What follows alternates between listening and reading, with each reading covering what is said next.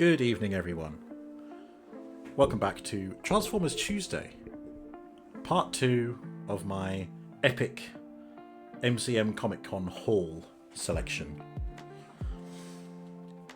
Previously, it was Studio Series War for Cybertron Ratchet, Studio Series Devastation Wheeljack, Armada Nemesis Prime and the Air Defense Minicon team, and Age of the Primes Alpha Trion, and Studio Series Reactivate Bumblebee. Phew. That was everyone.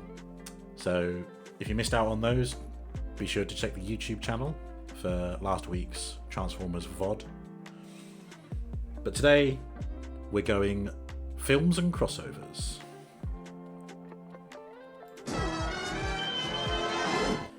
Hang on. Try and... There we go, that's better. Now chat isn't staring at itself in the OBS window. And you get some cameo Transformers. Can you name them all? We've got, hang on, where's my finger? There. Blaster, that's the arm of Skyfire there, or Jetfire. There's Prowl, Wheeljack, Powerglide, and just out of view there is Beachcomber. I think you potentially... Oh no, you can't quite make out Inferno, he's somewhere up here. I think Hound is over here as well, in green. Jeff, Bob, Larry, Marvin, Kevin. Don't forget Dave. There's always a Dave. Hello, Venomane. Good evening. Welcome to you as well. Hope you guys are all doing good. Congrats on being first, by the way, Space. And hello, Versace. There. Greeted everyone. Now we can get into some plastic crack. This is the Decepticon shelf. We've got the Insecticons out here. We've got Thundercracker, Starscream. Skywarp is just over here out of sight. Megatron's over here. And then down here, you've got the Age of the Primes, fellas. Including Beast Wars Megatron, because I didn't have anywhere else to put him. And Age of the Primes, Sentinel Prime from Transformers 1. And the shoulder of... Oh no, what's his name? Thundertron. Phew. Almost. Today we're looking at crossovers with... so we've got the Ghostbusters Ectotron, we've got Back to the Future Gigawatt, we've got Jurassic Park, Tyrannocon Rex, and JP93. And then we've got Studio Series 86, Galvatron, and Grimlock, respectively. Both from the Transformers 1986 movie.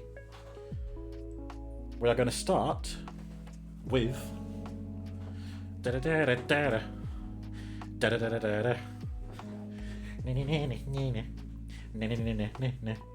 Ghostbusters. So this is the 2021... Ghostbusters Afterlife version of Ectotron.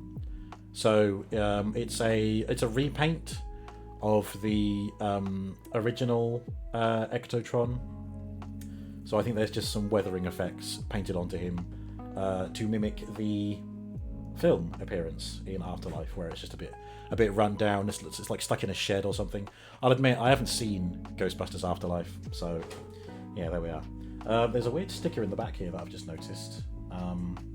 I think that's the terms and conditions bit. But there is a weird sticker on the back here in a language I don't understand. Maybe you do. I mean, I hate to make assumptions where writing is coming from. Anyway, I love the 1980s artwork, the Transformers artwork that was on Transformers toys back then. Fucking amazing stuff. You don't see this nowadays, except in reprints like this. What I mean is, brand new toys, the artwork just isn't as epic as this is. The language of blurry camera pixels, yeah, zooming in on this thing is a challenge. It says blurry, blurry, blur, blurry, blur. I love how you both made the same comment about it being blurry.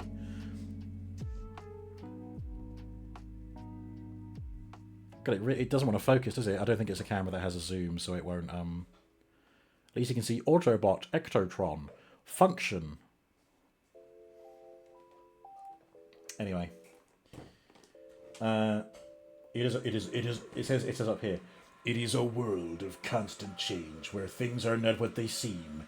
It is the world of the Transformers, a world of heroic Autobots and evil Decepticons. Can read the name, that's it. Well, excuse me, the good news is we don't need to read a plastic action figure. What is it that Thingy says from The Simpsons? I'm paid to lead, not to read. Something like that. Is that the quote? I don't remember. Ooh. Sounds like Hannah's blending something up. Oh, I forgot my fucking scissors again. Never mind. We're gonna raw dog it.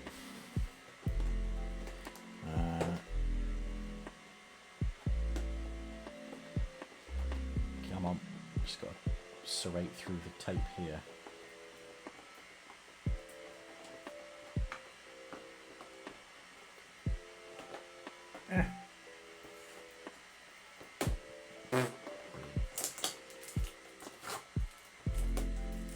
Off to a cracking start.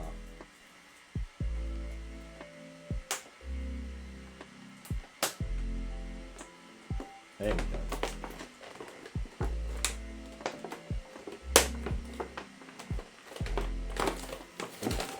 There we are. That wasn't quite that elegant, but there we are. I was elected to lead, not to read. That's right, yeah. Instructions there. The T's and C's, whatever. What's cool, and I didn't realise until a few days after I got home with it, it comes with a comic book. Ghosts of Cybertron Part 1. God knows where Part 2 is. But it's got the stylized characters from the movie, so they're not done in the real Ghostbusters style. Little cameo from Kremzeek here.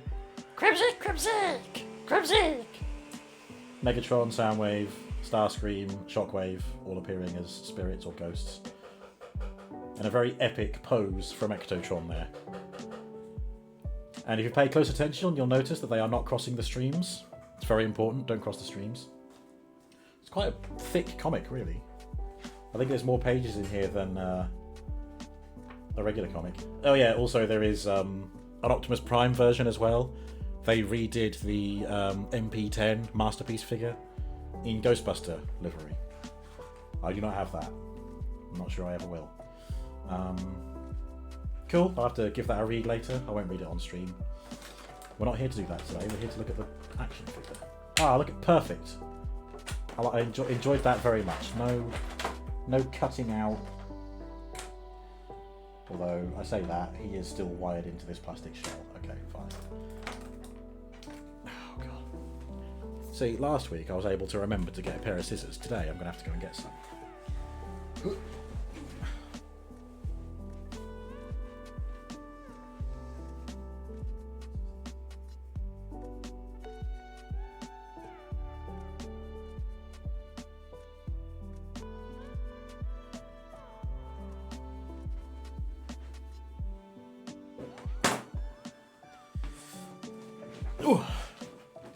Scissors obtained.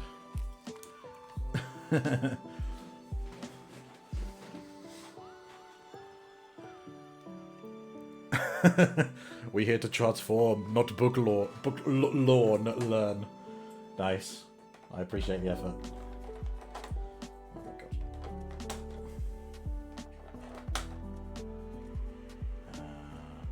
There's one. There as well.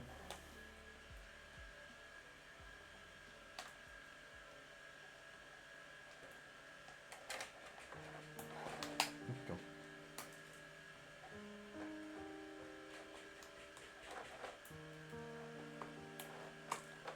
Okay, I think that's everything. So we have these, oh my God. This is very rubbery plastic. I don't know who this character is. It looks like Slimer, but it's got 6 arms. Or, I suppose, 2 legs and 4 arms. I think it's from Afterlife, but I don't know the character.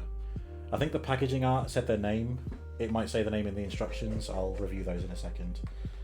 But we do get actual Slimer. Look at that. Famously grotesque. Metal Eater. Is it actually? Or was that a little Transformers joke? I'm very gullible. I apologise. We have the Proton Pack. I think this actually looks really cool. I like the paint detailing. I like the little pipes coming off it. And obviously this thing, which will hook up to this at some point, I imagine. I'm not really sure where, but I think that'll all come together. So there's that. Did I even show it off properly? Yeah, there we go.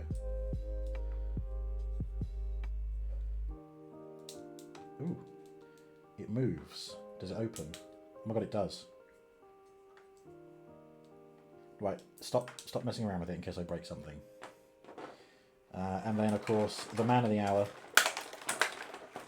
who is hesitant to free himself from the... Okay, I had to break his legs a little bit.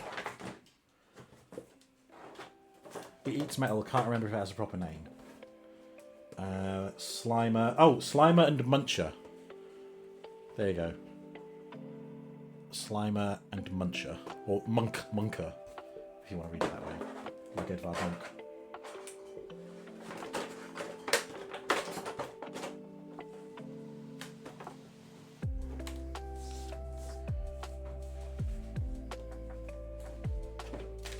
I want so much for Hasbro to start using twist ties and not these plastic things. They're a nightmare when I cut them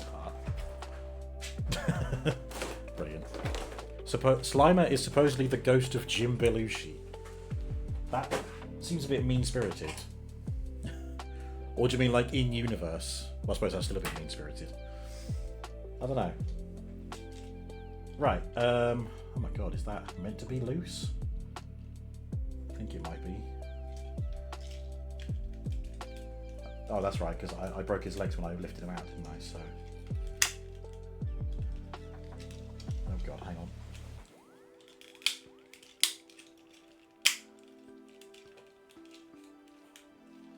I'm just making him look presentable, so bear with.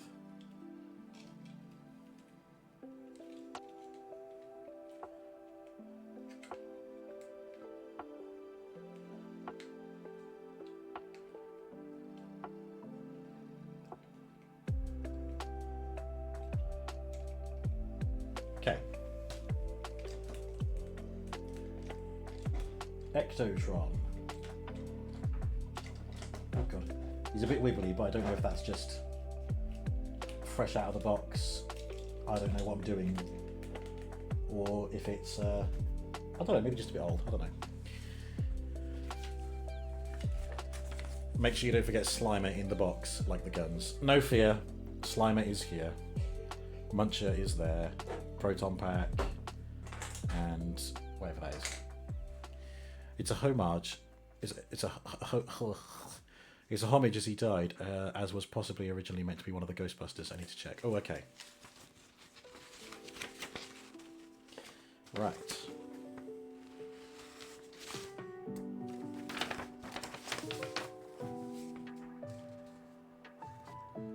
Oh, okay. So he's not just a repaint. He is a subtle retool as well. Because his head is is a solid piece. I'm pretty sure there's a version where he's got the goggles like on the top of his head, and this one he's got them down. I was kind of hoping that these would like shift up, but never mind. That's what I get for not paying attention to which one I got. But it's all good. I'm just happy to have a crossover with the Ghostbusters. Ooh. Sorry, I have to awkwardly reach over for my tea. I'm just going to angle this down a bit.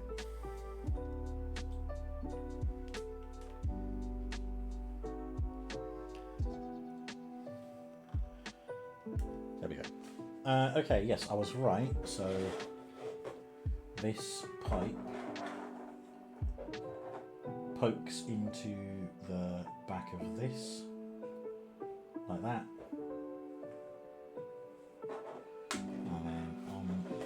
Ectotron's back.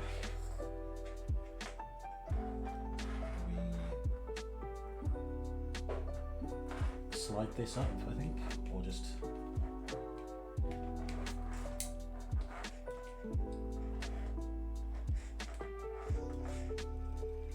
Is that the right way? Is that the right way around?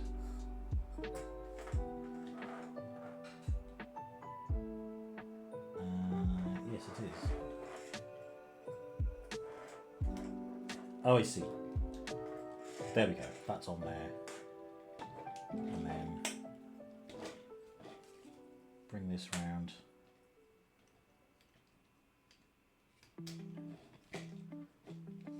There we go. Bustin' makes him feel good, as they say.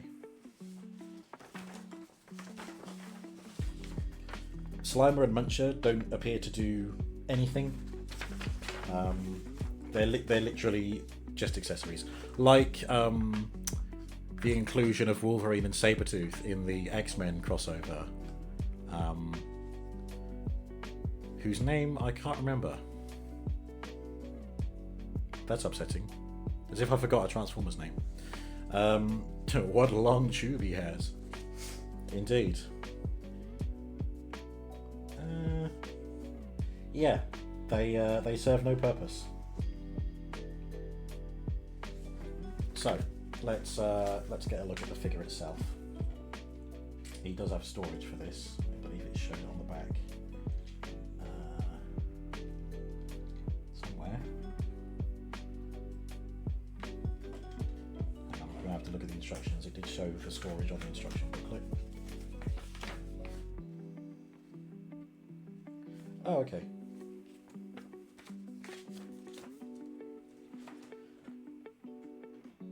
It plugs into the side like that. Yeah, like that. Cool. Okay. He looks really good. Like the weathering effects up here, I think are really nice. If I just tip him forward, you can see those a bit more. The kind of slight rusting grime just above the headlights. Hang on, if I turn down the brightness of the ring light, that might help. There we are. Nice silver coating on the chest there. His name badge, so you don't forget who he is. It says Ectotron there. But I think it's going to be a really nice vehicle mode as well. Again, it's designed to have some imperfections, like the Ghostbusters sticker. You can't really make it out on the camera. It's kind of cracked, like how stickers go after years of like wear and tear.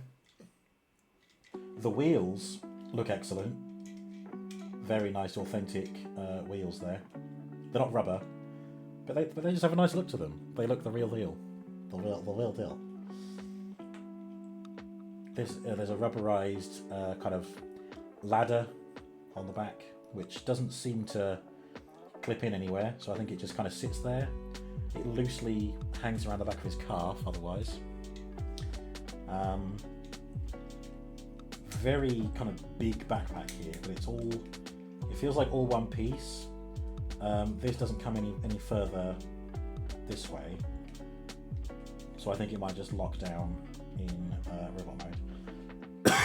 Excuse me. It's a pretty cool looking robot, honestly. Big bulky shoulders, nice chunky lower legs. Kind of, I don't want to say like a unique Transformers design, but like I think the most basic Transformers thing will be the front of the car becomes the chest, or the roof becomes the chest, and then legs pop out the back, whatever. It's nice to have one where the front splits and becomes the shoulders. Do I have any Transformers that do that already? I'm sure there are some, but I can't think of any right now. Still, yeah, I think he's a really good looking robot. Loads of detailing. Well, I mean, the detailing is kind of enhanced by the accessories he comes with. Like the Proton Pack really does a lot for the detailing on his back. Good weapon storage. I'm always a fan of being able to keep the weapons somewhere on the robot's person. Let's just zoom in on his head a bit here. It's not really zooming in, is it?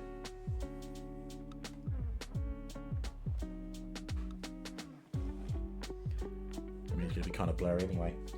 So yeah, I thought, you know, it kind of looks like the visor is built in such a way that it could like lift up and show the rest of his face, but no, he very much has a mouth plate and goggles. And again, if we check out his look in the comic, his mouth is open and he's got these goggles up on his forehead. I wonder if I can, maybe some clever clogs can 3D print an extra head for me, and I can just swap the two heads. Anyway, let's talk about posability. Oh god, see that has completely come off now, but it's fine. It's on a 5mm peg port, so he could actually just hold onto it like that, like a whip.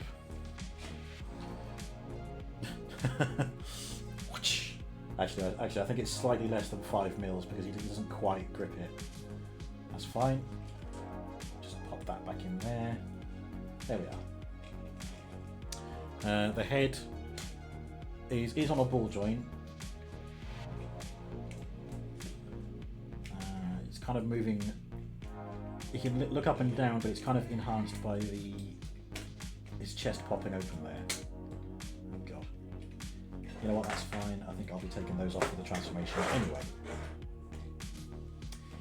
Shoulders, he's got movement here, up and down, but they also go up and down like that. And he's also got arms, shoulder movement here as well, so he can get his arm that high. They stop at this position because of here, and then the rest of his arm comes down like that. So good arm movement there, rotating there. Elbow swivel, and a bend at the elbow, which is 90 degrees. The hands are static, they don't rotate or anything, there's no fingers. All they do is fold away. And obviously that'll be the same for the opposite arm. I don't imagine there's a waist swivel. No waist swivel. As I said, this is all one solid piece here, which makes sense that there's no seam here to turn his waist around. Upper thigh rotation.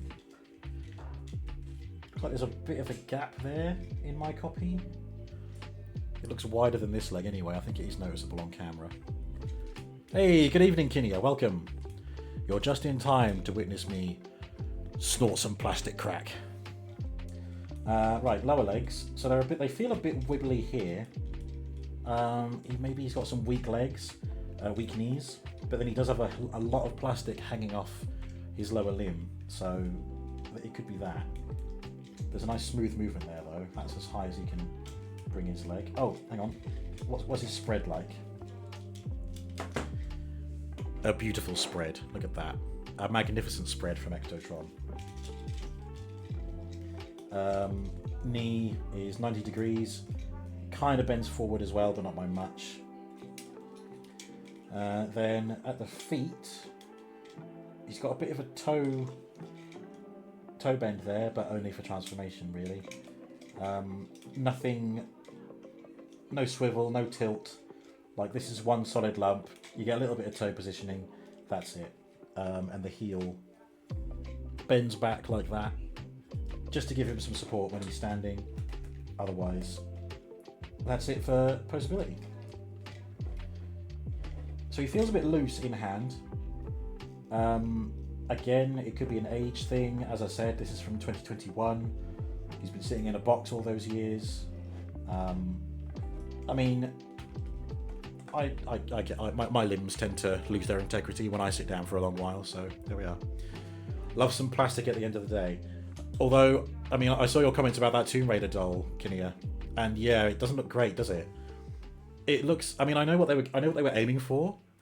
Like, they're trying to make her look like Tomb Raider 1, Lara Croft, right? So like angles, pointy, if you know what I mean. But it looked like something that like anyone could just 3D print. Exactly, yeah. You could 3D print it yourself and then paint it yourself.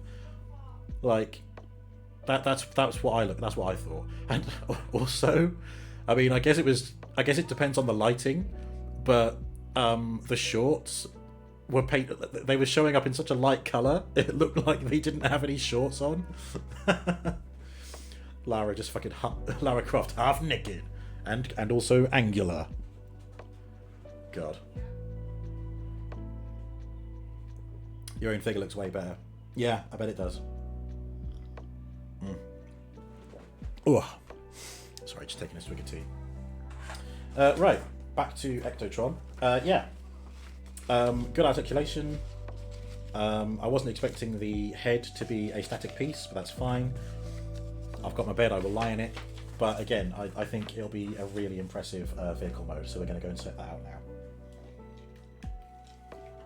So pop the chest out, fold the head down, put the chest back. I mean, there we go, that's spooky. We get a headless version. Rotate these out. And then there's a panel here. Does that just lift up? Yes, it does. There. Fold the hands in, and then they go up inside this cavity left behind by the shoulders. Yeah, just like that.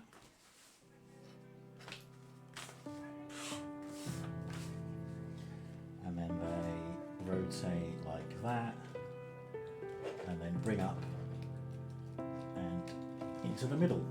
Very graceful. We're getting a little teaser for the front of the vehicle there. You think the shorts are this colour? It's not the lighting. Oh my god, really? Wow. Semi-nude PS1 era Lara Croft. I mean, you know, it'll make some people happy, I guess, and it'll make some people very happy, if you know what I mean. Right, peg the legs together, then shins up.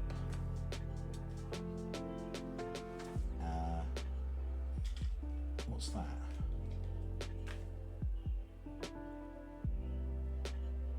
It's showing something on his knees that needs to. Oh wait, I see. Oh, it's yeah, it's that bit. And then the shins fold back up. Cool. Ah, we're nearly there. Very simple transformation. I kind of dig it. Not every transformer has to be insanely complicated, you know. And then I was right. They just fold down.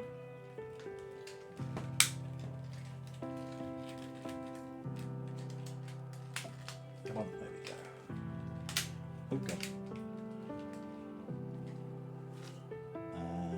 Yeah, done. And then we include the proton pack in just a second. So we take this, lift up that portion, and take the yellow pipe out. And then this whole section. Oh yeah, this lifts up. And we fold this bit under.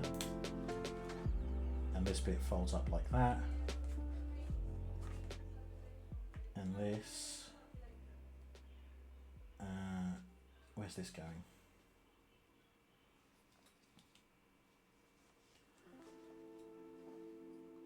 I think it's meant to tab into the side, but I can't quite see where.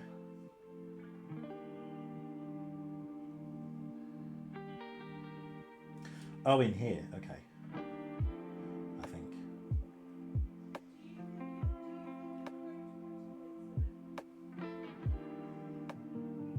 What? Oh, this bit. This little nub here. That's the bit I'm looking for. Okay, so that goes in there. I've closed that up. Then we sit this on here.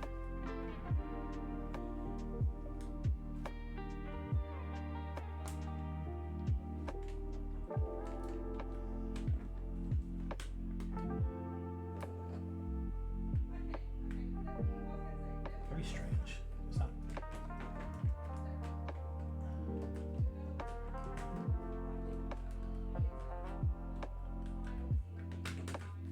it's weird, it kind of wants you to lip that bit in, and then, okay.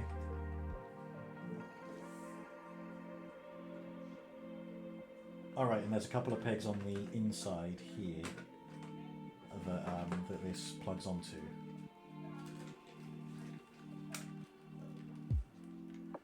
Just trying to find them. I also don't know if the blue pipe is meant to... Yeah, no, that's right, the blue pipe.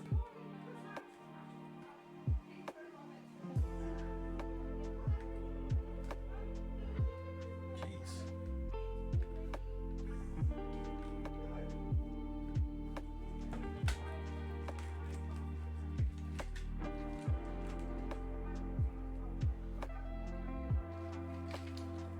Okay, I think I've got that bit right. Maybe not, because it's still trying to lift up. Don't understand it, man. So it said lift that down, plug that in there. There's like a little gap here. You can just about see it. That's where this plugs into.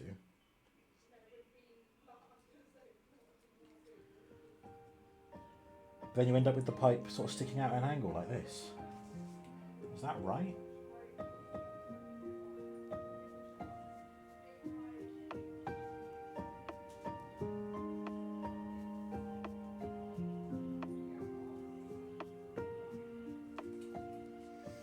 I think it is right.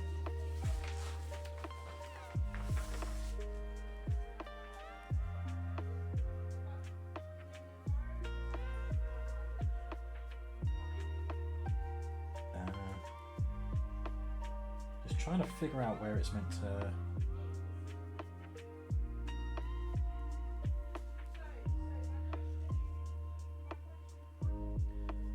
Okay.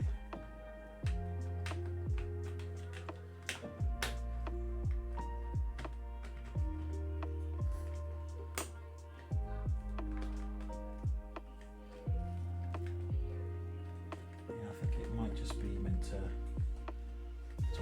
tuck into there, and then this bit sort of hangs out in tabs here.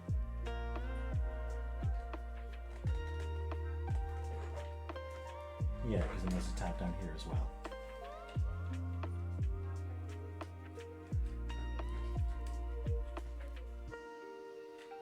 Ugh.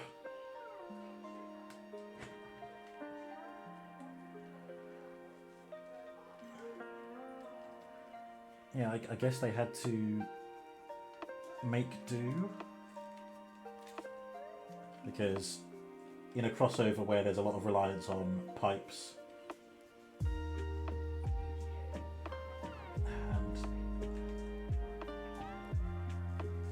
oh my god. See, I'll try and get it into one slot and it just pops out of the other.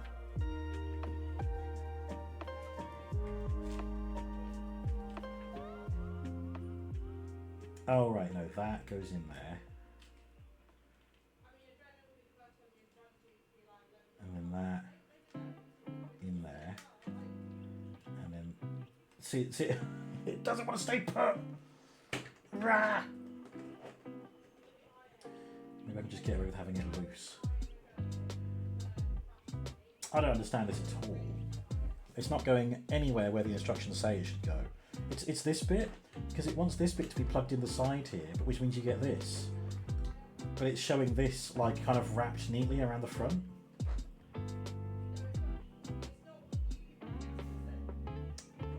Yeah. I mean, what about this?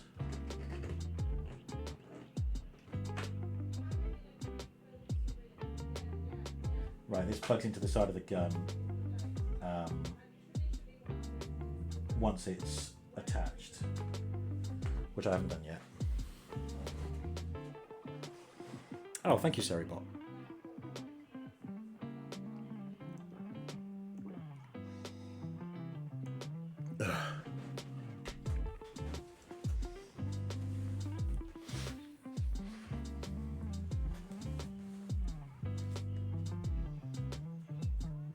I might have to look up some reference images. Hang on. Ectotron.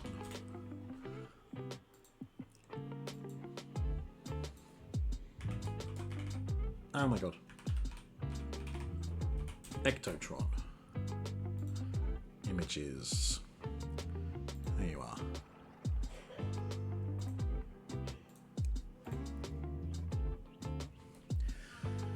Right. See, it's showing the pipe wrapped around here and tucked inside the roof. So maybe that is where it's meant to go. So let's just pull it out again. Attach this here, where it's meant to go. If it will go in.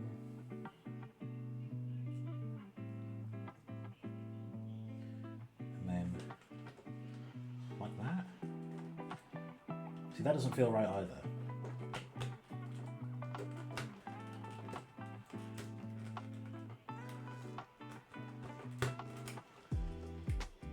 Okay, yeah, let's see how we get on with this.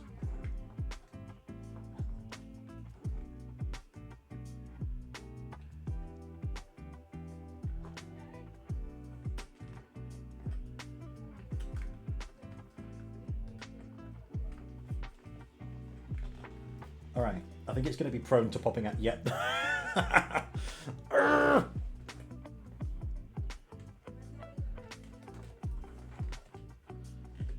Trying to angle it so that it helps it face the same angle that I'm trying to get it to stick to.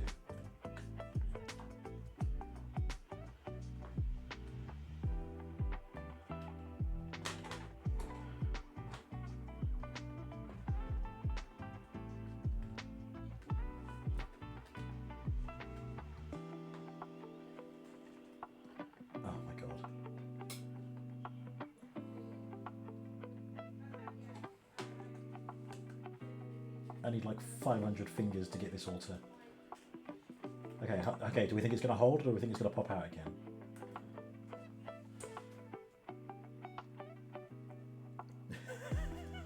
I'm scared to touch it now! Okay, anyway. We take this. Yep, facing this way. And where's that going? Onto here? Oh no.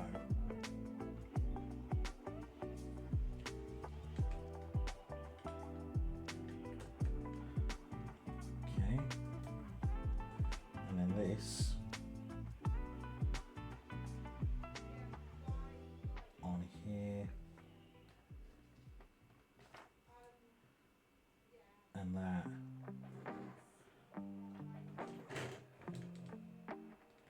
Oh, it goes up over here. Okay. And then this comes and plugs into the front. God, so a great deal of the... So, you know how I said the robot transformation was quite simple, which I kind of enjoyed? That's because they made the fucking pipes so goddamn complicated.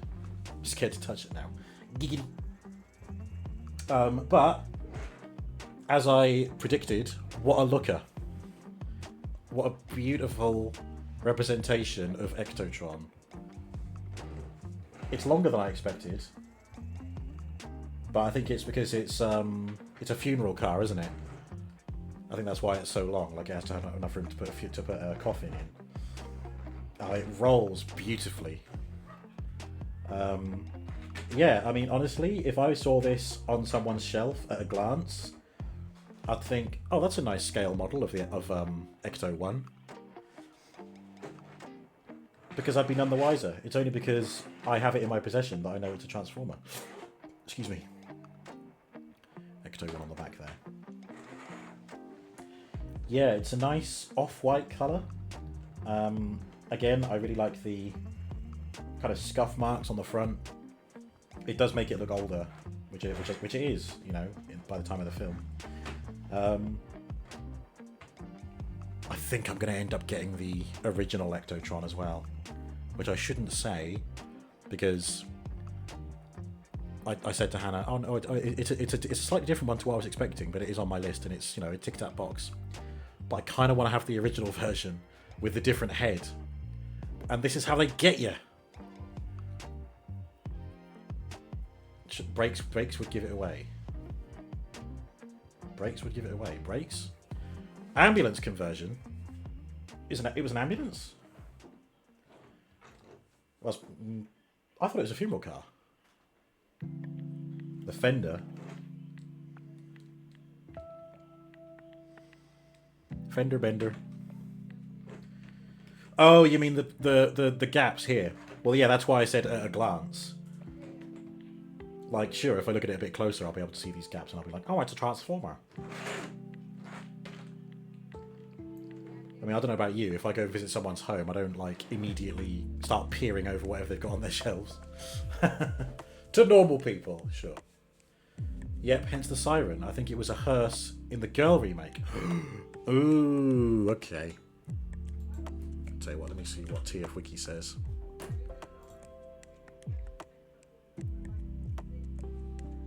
So wait, is Ecto 1 a different vehicle in the 2016 one? Ectotron.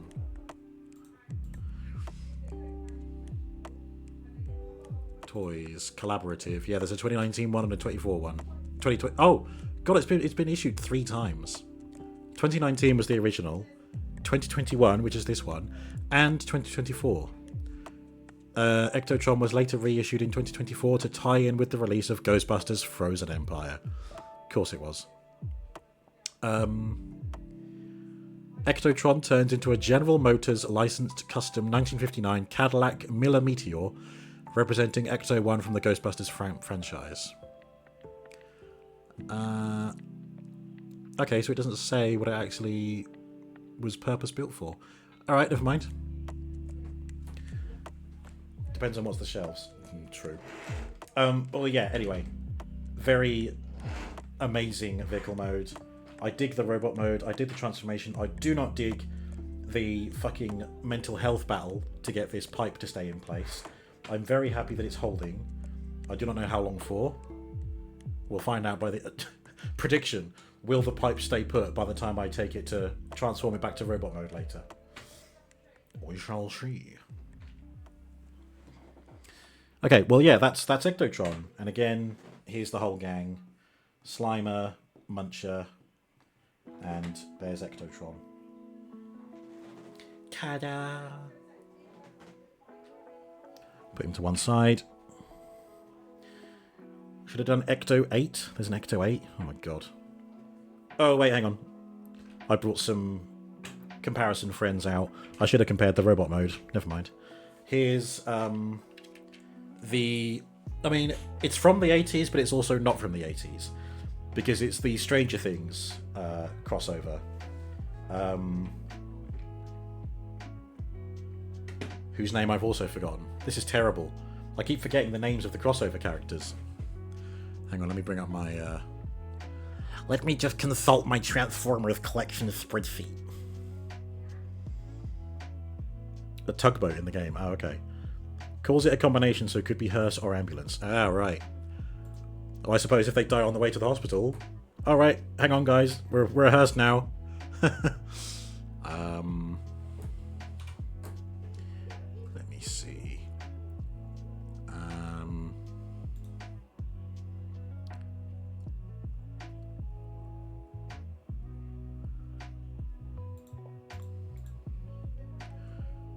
going to have to organise by production name. Collaborative series, Stranger Things, Code Red. This is Code Red. So again, a modern TV show, but it's a vehicle from the 80s. I don't think it's... I absolutely do not think it's to scale. No, definitely not. Look at the size of the door compared to this. Ectotron might be more in scale with Knight Rider. The Agent Knight Rider crossover. Who I have in robot mode. Forgot to do a comparison. We'll do it later. Ooh, excuse me. Right, there we go. Okay. Now, if you'll permit me to quote one of the greatest Transformers films of all time. Oh, thank you for the prediction. Will the hose stay on? And that's H-O-S-E, by the way, not H-O-E-S.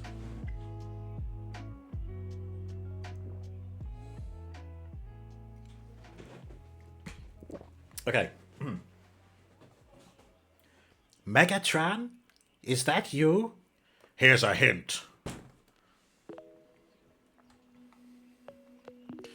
Studio Series 86 Galvatron.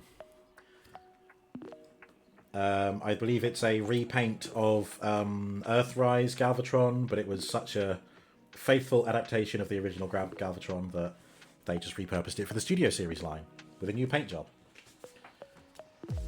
Space, just check your spelling of hose. Yeah, no, sorry. I was more making a joke at how it sounded. Will my hose stay on? God. Anyway, kind of a giveaway for the price there. 38 quid. Honestly, leader class figures, especially in the Studio Series line, upwards of 50 quid. So I was very happy to get this for 38. Studio Series Megatron, for example, was 56 pounds. So yeah, I was very happy to pick up Galvatron for less than that. Standard Studio Series box art, just showing you what's what. He does come with a backdrop. You know what we think of those. Let's not waste any more time. Let's get him out of his box.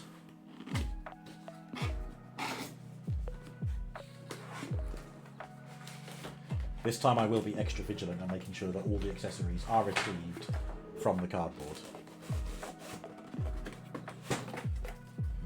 Yay. There's the instructions, and that can stay in that box. So, empty, bear witness, there's nothing else in this box. Let's rescue everything that Galvatron comes with, starting with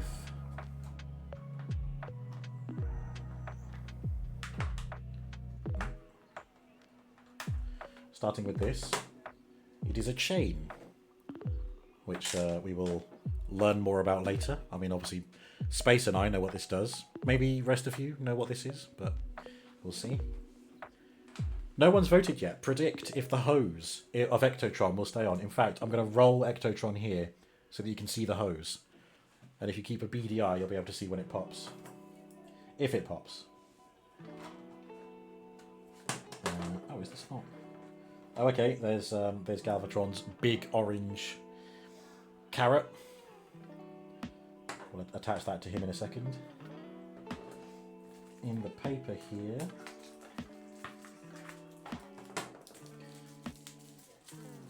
apparently Hasbro have stopped doing paper baggies for the accessories, and now it's they've gone back to plastic little bags. Shame. Oh right, okay. I think this is, yeah, it's the arm cannon. There we are. I think he's compensating for something. Lego bought up all the paper bags. Yeah, I guess they did. And there is a Matrix of Leadership, almost one-to-one with Studio Series 86 Optimus Prime. You know, I kind of wish I had. I saw on LinkedIn, of all places, Kapow Toys did actually have Studio Series 86 Ultra Magnus in stock. I wish I'd given their store a closer look, because I got Ectotron from them, but I didn't get Ultra Magnus. But Ultra Magnus is one that I would have got if I saw it there, because, you know, Galvatron, Ultra Magnus, their feud is legendary. I kind of wish I had Studio Series Hot Rod as well, but not yet. Some other time. There's something. Is it just me, or does that look like the ship that Galvatron arrives on in the movie? It kind of looks like a spaceship, doesn't it? Well, they look like spaceships. So he's really a Prime. We'll get into it. But the answer is no, he's not a Prime. Okay.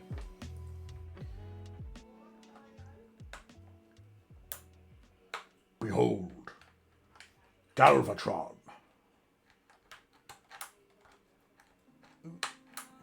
Come on. There we go.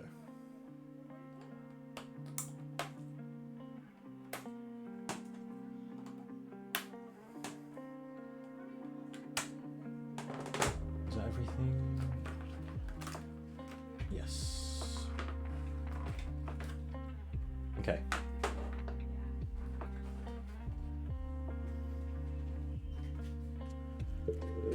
I can confirm with 100% certainty that all accessories are off this cardboard. There is nothing left behind.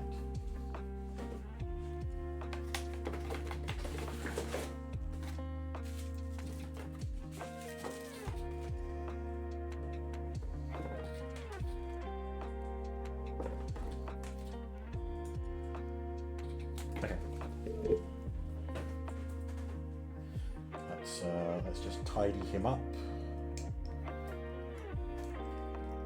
Make him look presentable for camera.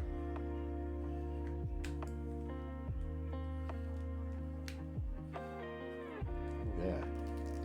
Considering this is a reissue of the, I think what did I say it was? Earthrise mold. Feels really good. Really good plastic quality. Anyway, let's attach this. I think that's on the right part of his arm. We'll find out later. And these... where do these go? Okay, these I'm not sure about, so... oh wait, no. They go here.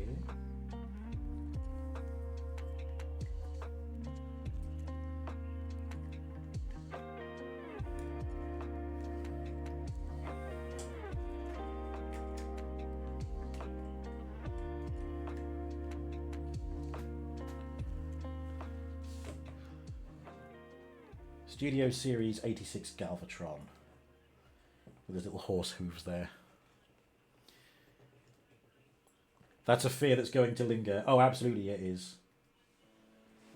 Can you imagine if I threw away Reactivate Bumblebee's packaging and it was gone completely? And then I just happened to see in the VOD that they were in there all along. That's the fear, is that I accidentally throw them away. I'm so glad I found them. Right, anyway, yeah, here is Galvatron. So for those who do not know, Galvatron is the upgraded form of Megatron. Spoilers for the 1986 animated movie. Megatron gets his ass handed to him. So does Optimus, but that's another story. And ultimately Megatron retreats with the rest of the Decepticons. He's carried, broken, aboard Astrotrain, who apparently has some kind of pocket universe inside him to make him big enough to carry all the Transformers, including a fully combined Devastator. And Starscream, in true fashion, Megatron has fallen! I, Starscream, am your new leader! And yeets Megatron into space. He is picked up by Unicron, who uses his dark power to revive him and reformat him into what you see here. The mentally unstable Galvatron. It's true. At one point in Season 3, his second-in-command, Cyclonus, sends him off to some kind of resort to try and bring some sense into him. Yeah. Oh good, I have put the shoulder cannon in the right spot. The little pieces on his back I've put in the right place as well. But you can also wield them. So we'll take them off here. They clip together here. Oh yes, 5mm pegs there, so then he can wield that as a gun. I don't think that's something in the movie, but it's something to do with them, which I quite like. Finally converted Robo into keeping all the boxes. Put it in the attic. I can't. It's full of Transformers boxes. Yeah, I think it's a resort. I think officially it's like a lava bath. Yeah, I don't know. I really do need to do a watch party of the Transformers Season 3. Right, anyway, so obviously Galvatron then takes the place of Megatron as a villain in the movie. And he, at some point, ends up... Oh, wait, no, gotta get my facts right. So, I mentioned earlier that Optimus Prime also got his ass handed to him. Again, this is purely for anyone who doesn't know the story of the movie. Optimus Prime, kind of famously, in the canon of in the fandom of Transformers, famously dies. And before he passes, he hands the Matrix of Leadership to Ultra Magnus, who is the Autobot second in command. And Ultra Magnus has the Matrix and wields it for a time. But on the Junkion planet, Galvatron, formerly Megatron, catches up to the Autobots, hands Ultra Magnus his ass, and now Galvatron has the Matrix of Leadership.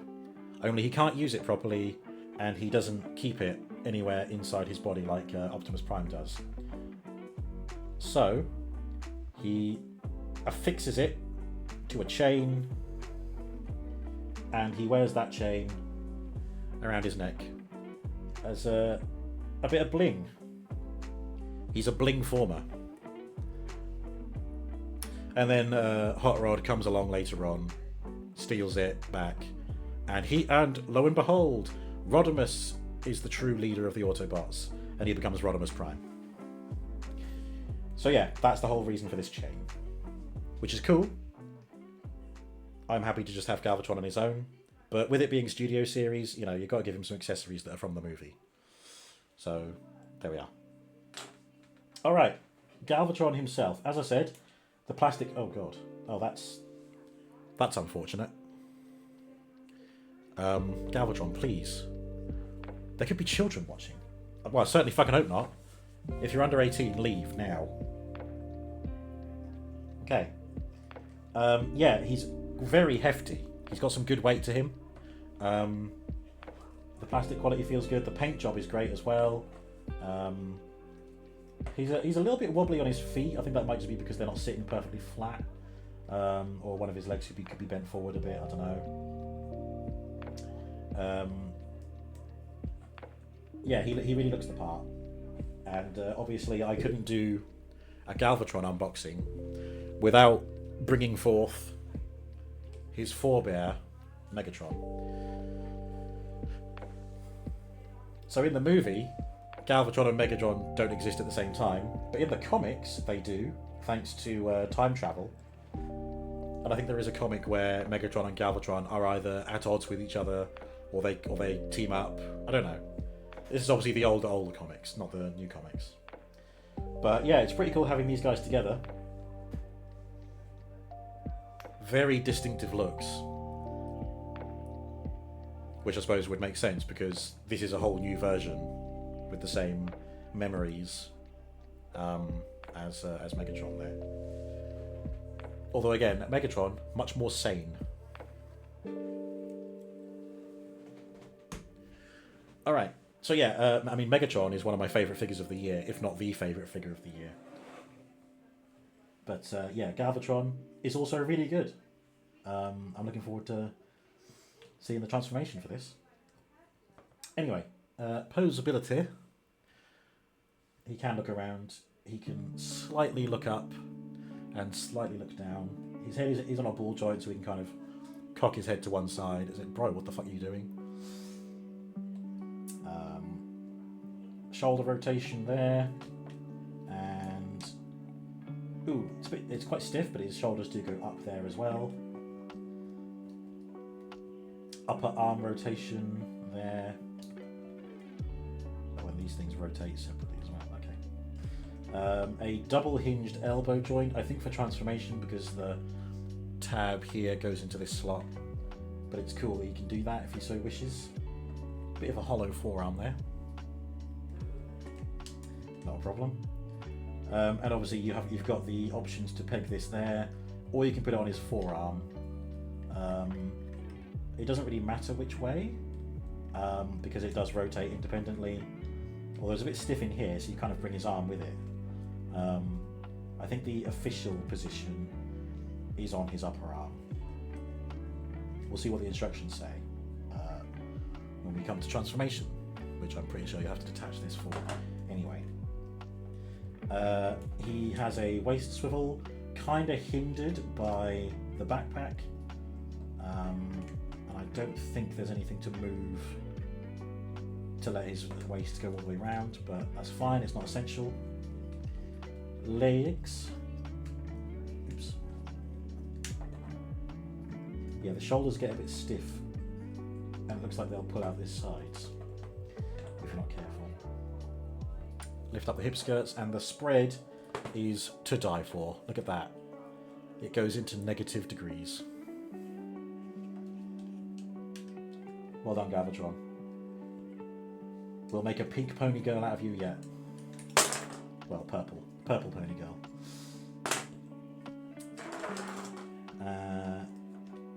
Yep. Good high kick. And again, the back kick is kind of, again, hindered by the same backpack piece as the waist rotation. Friction knee bend there. That's just shy of 90 degrees, I'd say. Pretty close though. He does have a tilt, only slightly on the foot. It tilts that far, and then any further and you're pulling out this whole piece. So I suppose that could arguably give you a little bit more. It just looks like he's got a broken leg. No forward or backward tilt. The toe doesn't move at all. So it's this or nothing. And then you've got this on the heel, which I think again is mostly for transformation. There we go. Yeah, a very solid and cool looking robot mode. I do actually want to get a masterpiece version of Galvatron as part of the obviously the '86 movie cast, but I've ended up with the Earthrise with the Studio Series 1 first, which is not a problem. Okay.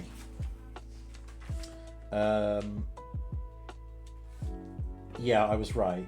The instructions show to put the shoulder cannon up here, but I think you can put it down here as well. Good to have options. We've seen putting these pieces on the back. Let us now convert our friend Galvatron into his artillery gun placement thing. Oh, I didn't talk about his hands. He has a wrist rotation as well, but his hands are solid. There's no fingers or anything. Right, fold the hands up and the forearms up into the shoulders.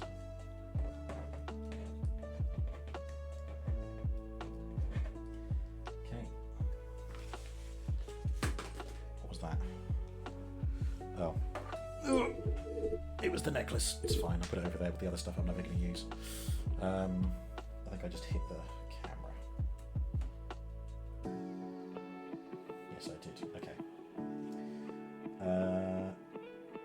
Yep, they're where they're meant to be. Then these come down. Oh, do they sit at an angle on their own? Well, that's pretty cool. Yeah, fine. And yes, you do kind of indent them like that. Coming down to the back on the legs, these pieces fold out like so. Oh, and they go all the way around, do they?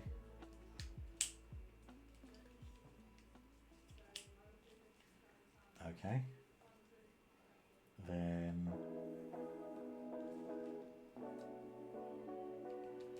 yeah, onto that thing.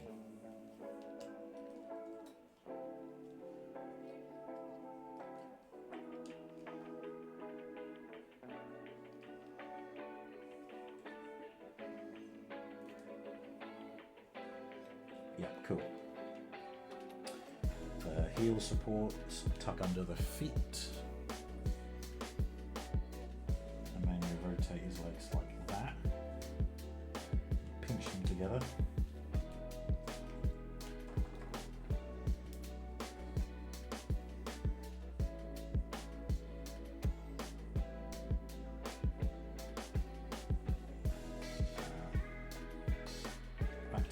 front and the hip skirts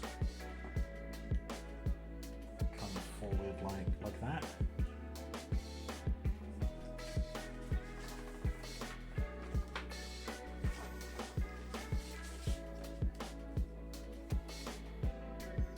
Okay, pull up the sides of his body. Yeah. And then pull those down.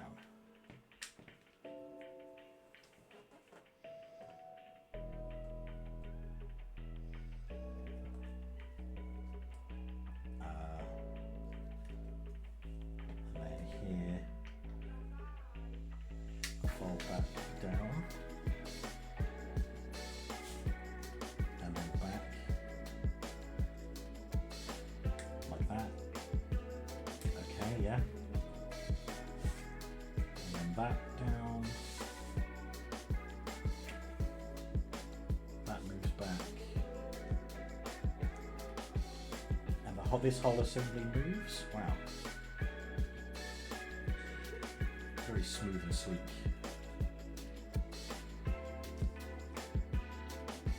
And then close that and bring that up to sit there.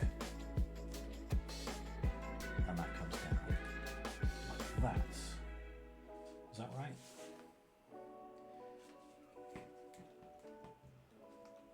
I mean, it looks like it's right. Then this comes up and over, is that right? Oh no, just up.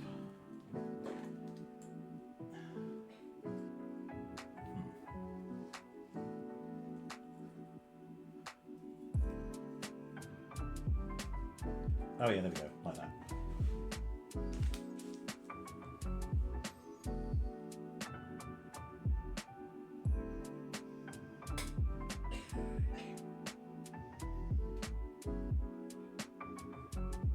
Oh my god, okay, so the arms come up like that, really?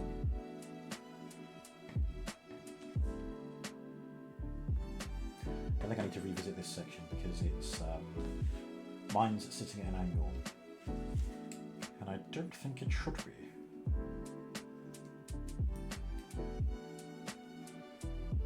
But I don't see how else that's going to sit flat.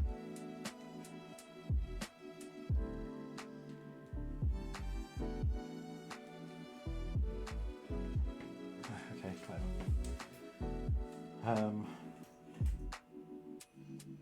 So this is lifted up, and then the leg assembly up like that. Yeah, okay. That fits together. And now we bring the arms down again, fitting into the side of the leg.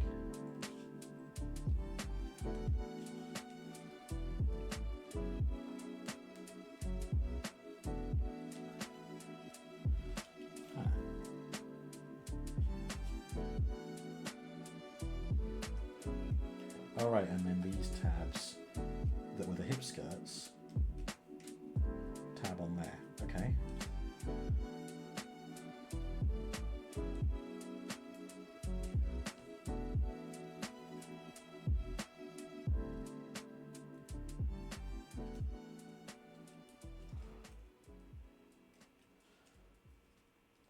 Okay.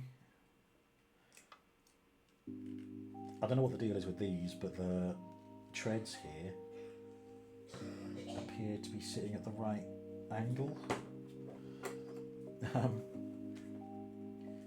Right, so then back here, the legs come down like that. This comes down.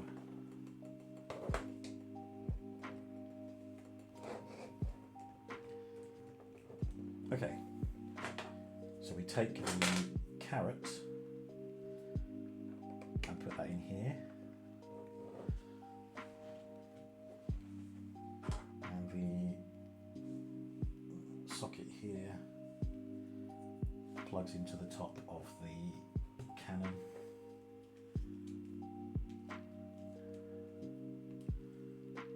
I think there will be much figuring out of where things tab into.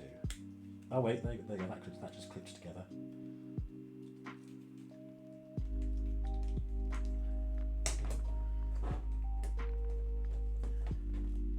Okay. Yep, that goes there. And then it does actually show that the chain goes over this and plugs in here.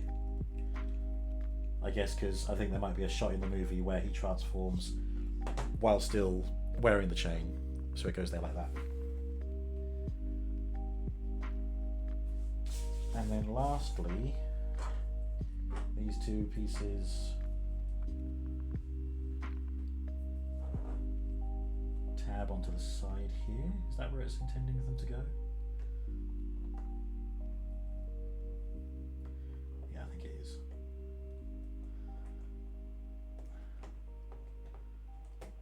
Yeah, there we go.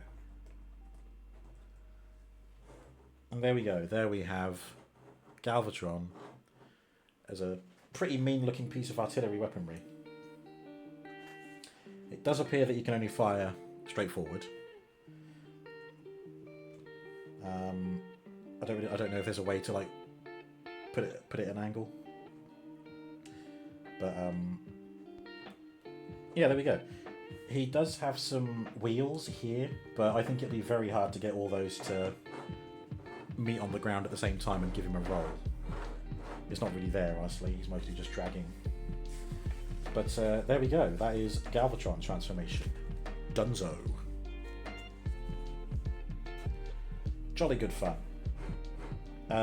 And again, it's more solid than I anticipated it to be, which I'm glad for, because it was pretty solid in robot mode as well. So very consistent across the board.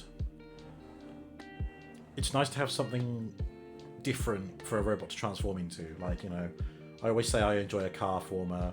I've got some that turn into tanks, some that turn into aircraft. I do not have one that turns into a piece of artillery, so here's this one. I mean, futuristic artillery, but artillery nonetheless. There we go. Studio Series 86 Galvatron. Bellissimo. Alright, so we've done a crossover, we've done a movie figure. We are now returning to the realm of crossovers with Gigawatt from 1985's Back to the Future. And that year is significant because this year marks 40 years since that film's debut, if you can believe it. And so yeah, this is a reissue of Gigawatt, who was originally released. Oh god, I can't remember when. I think he was one of the first crossover figures, I believe. I could be wrong with that, but yeah. Again, with the heavy 80s themed box art, none of that epic painted artwork this time.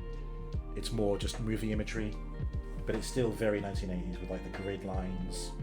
I like that it's got some sort of instructions on the top to show how simple the transformation is. From what I understand, I think it's a heavy retool of the Earthrise Sideswipe mold, which I don't have as Sideswipe, but I do have it as Armada Wheeljack, so it should transform a similar way to them.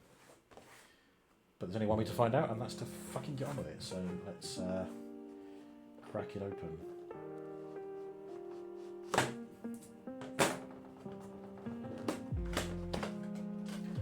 $1.21 gigawatts.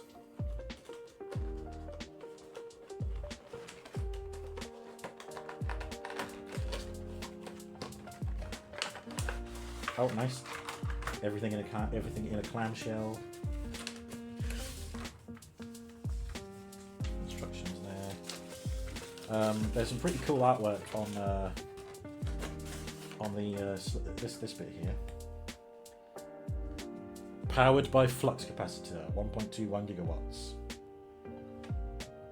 If you are considering a car in the luxury class, take a careful look at this detailed Imperial blueprint briefly.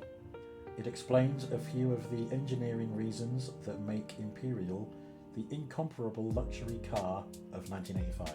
Sorry, I'm just reading what it says there. Back to the Future, powered by flux capacitor. Very cool. Cool little details, but I will not be keeping this. It is just recycling for me. Right, and there's the man himself. He doesn't come with much. So we've got ourselves a little... Oh, I think I know what that is. I would need to look it up on TF Wiki to confirm though. Oh wow. Oh, okay, it's very small, but that says Mr. Fusion. What does that bit say? Okay, even I can't read the bit underneath, but it says Mr. Fusion on there. So, that's a thing. And then, of course, we have the rod, which connects with the power line when Marty has to go back to the future. Ooh, there we go. That's also soft plastic, but not as rubbery as Ectotron's, whose hose is still there. It's still connected. That's good. So yep, there's that. And then the figure itself. Was that the only thing holding him down? Yes, it was. Okay.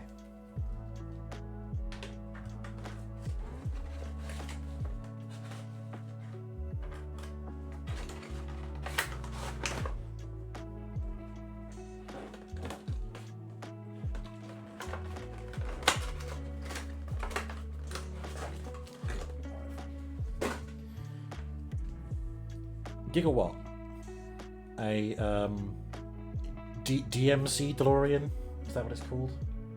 Not sure, but yeah, wow, what a stunning car.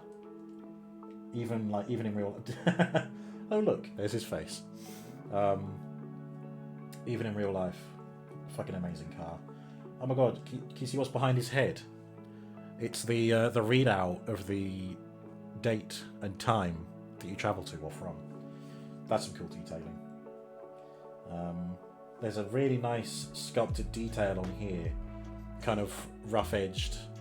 You can kind of see it there. Paneling. Smooth on the doors, it's got it there as well.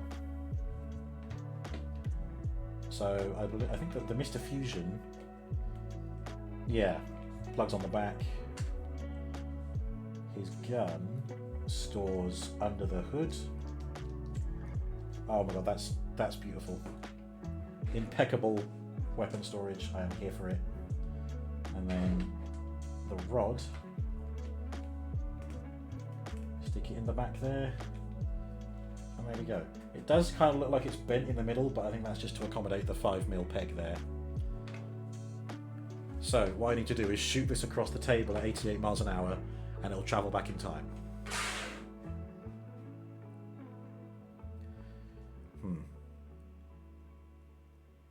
I think some of my readings must have been incorrect.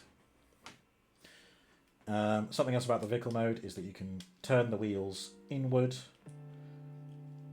to get the flying mode. Oh dear. Oh okay, no, it's fine. That's fine. I'll just have to reattach that real quick. Hang on. Thankfully, it's not because it's broken.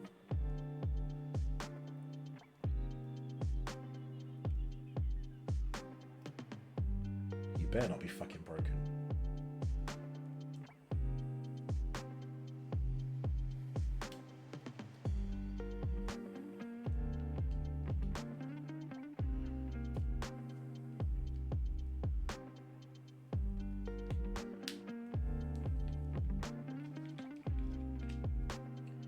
Hang on. I've got to try and figure out how the wheel was attached in the first place.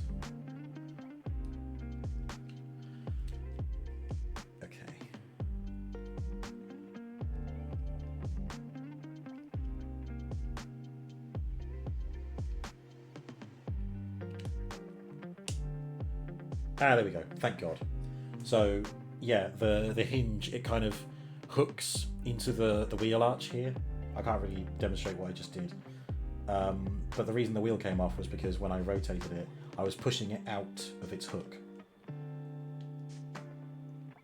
So, there we are.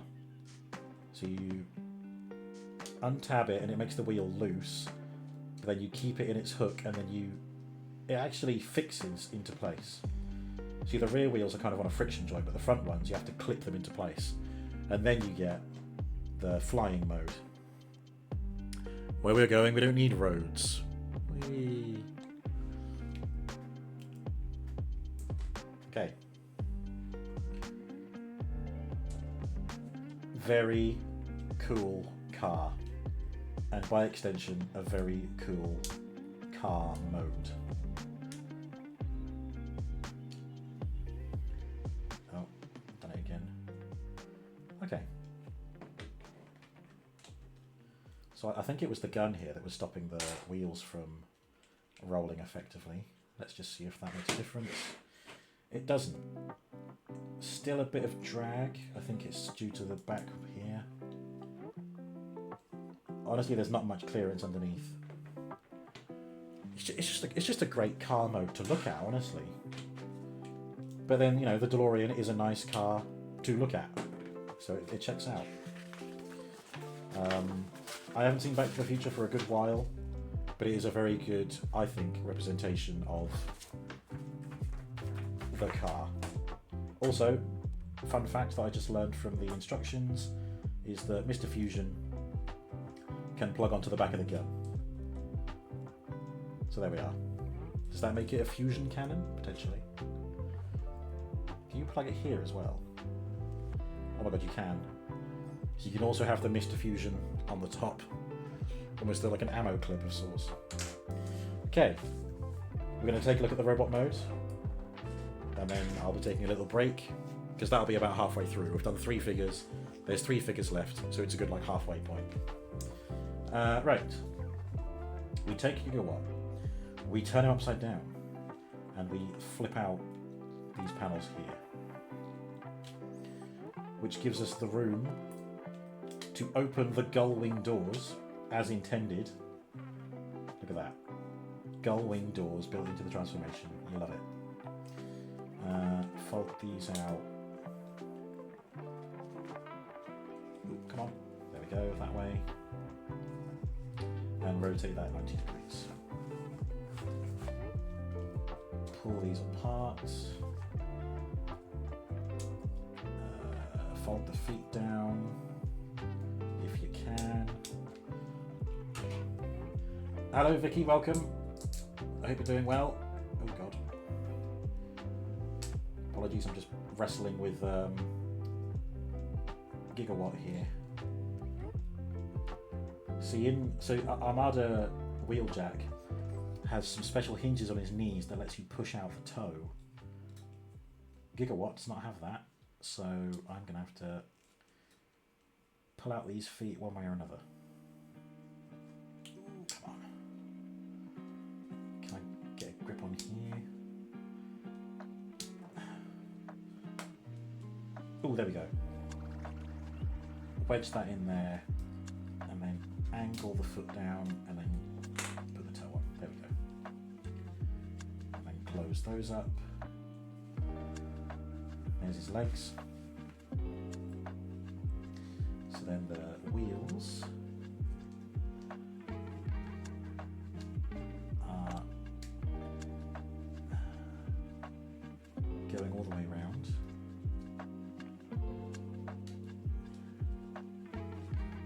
Like that. Yep, that looks correct.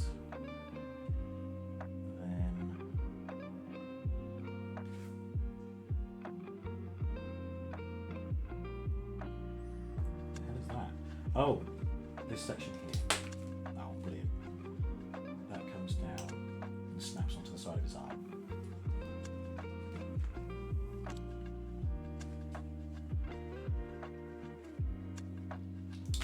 Oh my god.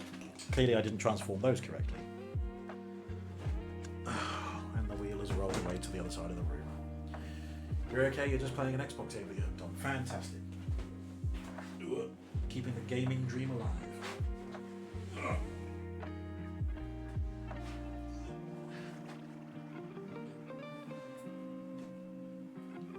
Alright, I got it.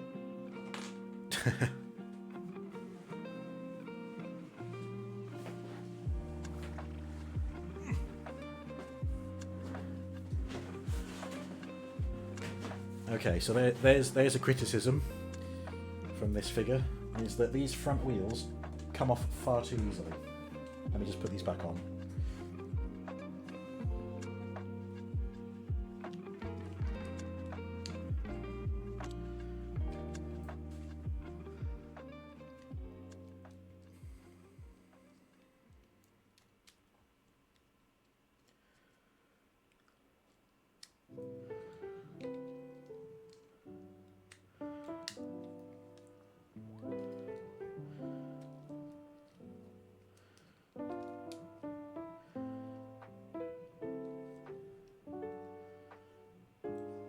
Okay, the wheels are back on. It's called Blueprints. I'm hooked. Oh, that's on my list to play. It's on my list to own at some point. But yeah, I've heard very good things about that. I'm glad you're enjoying it. Okay, so this whole assembly, like that. Yep. And then the wheels itself.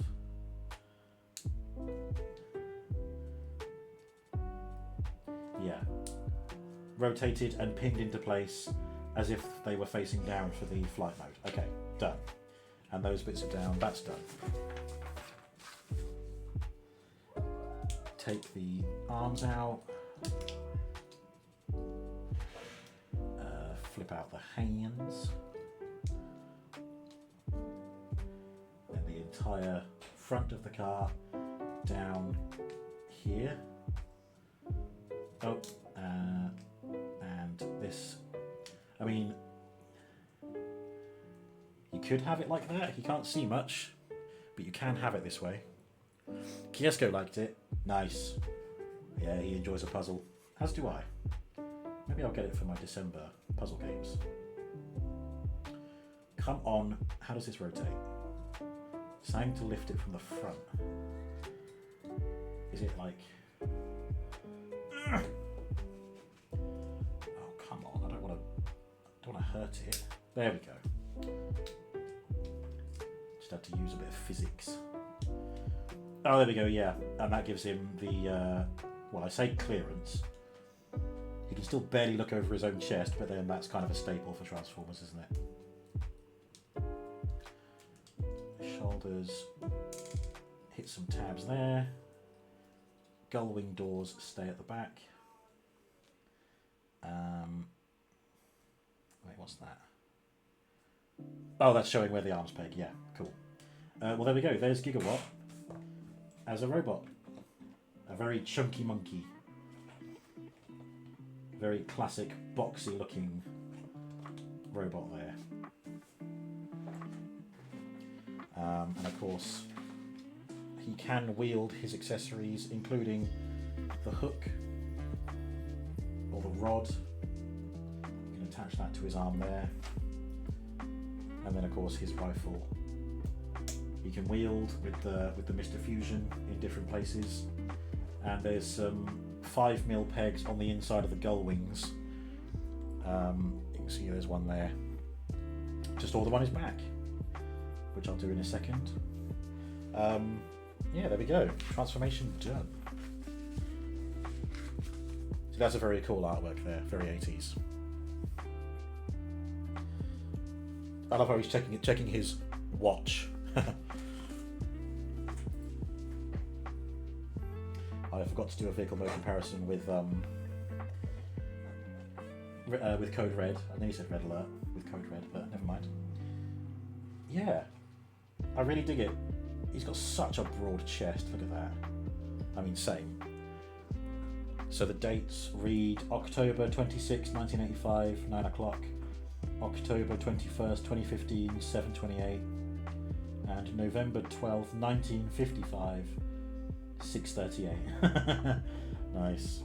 Yeah, look at that. 10 years beyond 2015 and we still don't have hoverboards. Or if we do, very awkward to come by, very awkward to ride. Come on, science. What's keeping you?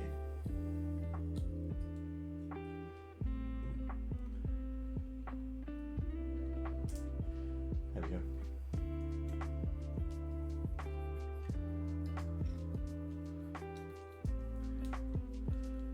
Okay, there we are. There's some weapon storage for you.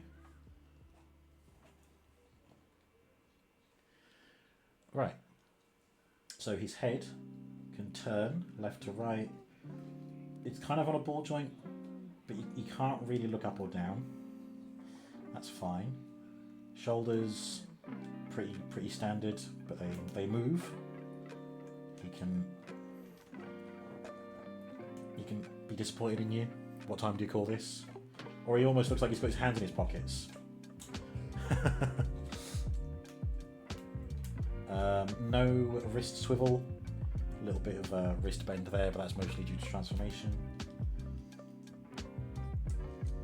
He has a waist swivel, which can go around completely, even with the weapon storage. See the Mr. Fusion there passes just over his hip, so that's very fortunate.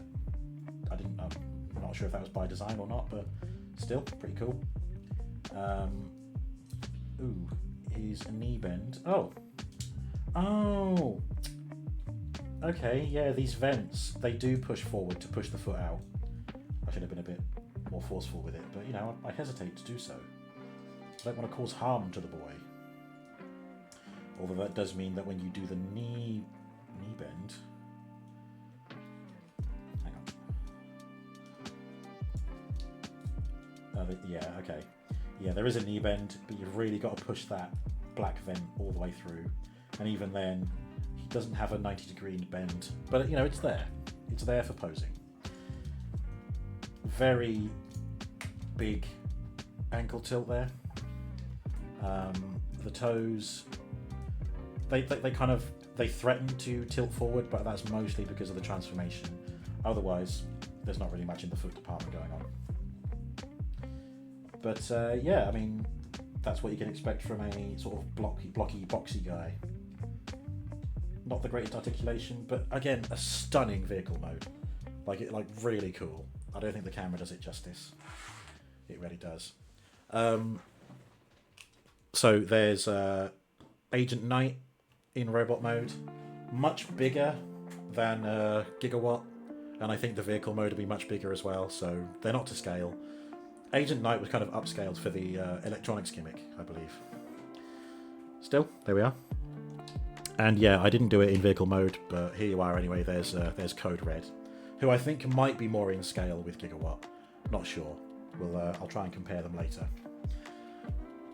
Okay, so that draws our first 3 Transformers of the night to a close. I will do the other 3 after a little break. I might have a cookie. By the sounds of it, Hannah looks like they're done. That sounds like they're done. And I will grab myself a drink as well. So I will see you guys in a bit.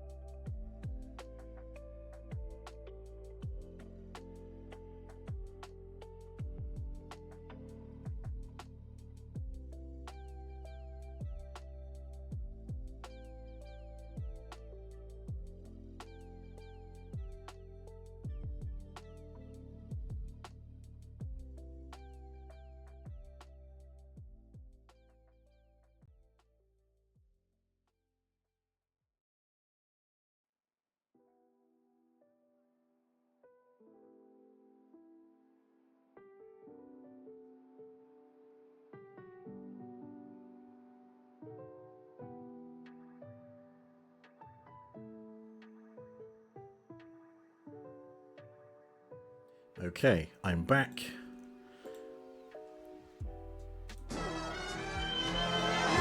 Quote 2088.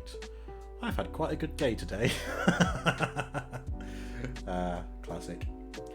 I have brought myself a beer. Panama Creative from Hamilton. A session IPA. Our most sessionable pale, brewed with extra pale malt and dry hopped with Citra, Chinook, Mosaic, Amarillo, and Cascade. Light-bodied with an intense tropical aroma, bursting with fruity flavours and intense shades of mango and passion fruit.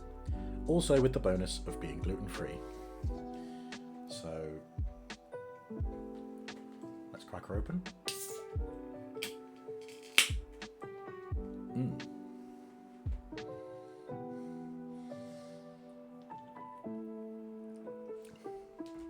Oh yes, very tasty.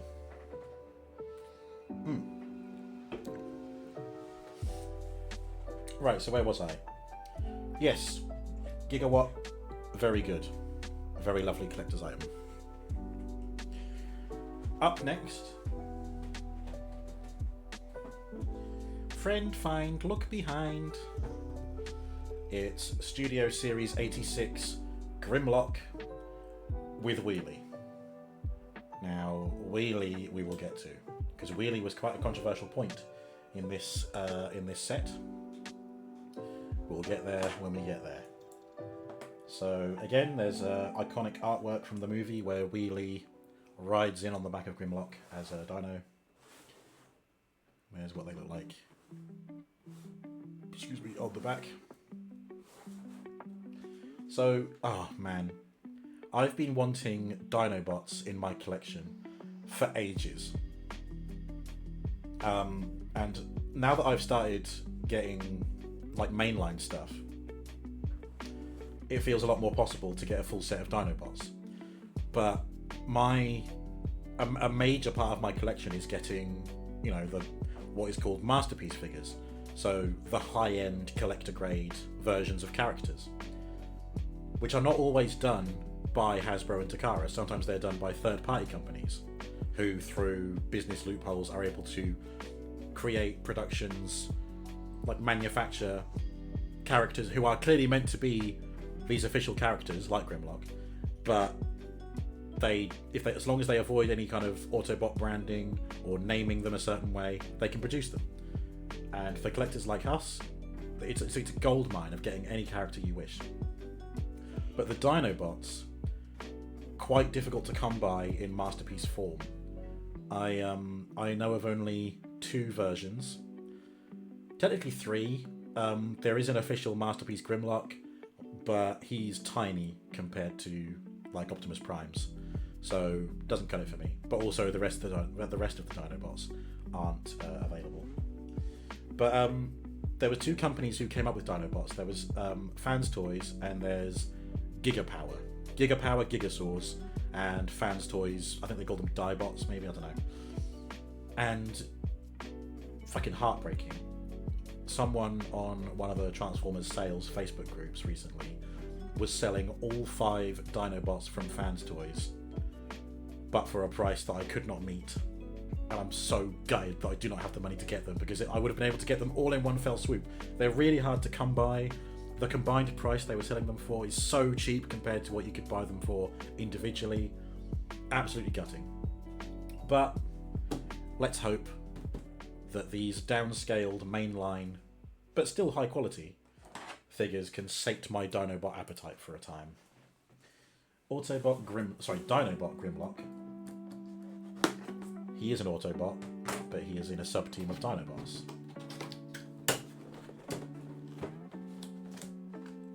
I mean, who doesn't want a transforming dinosaur? Really?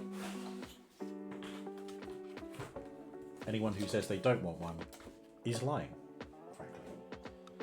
Or they have like a fear of dinosaurs or something, I don't know. Can you fear something that is millions of years older than you and doesn't exist anymore because of extinction? Lots of gaps on Grimlock to free up. I'm just just noticed there's a plastic casing on here. That's good. Means I can get that without scratching him.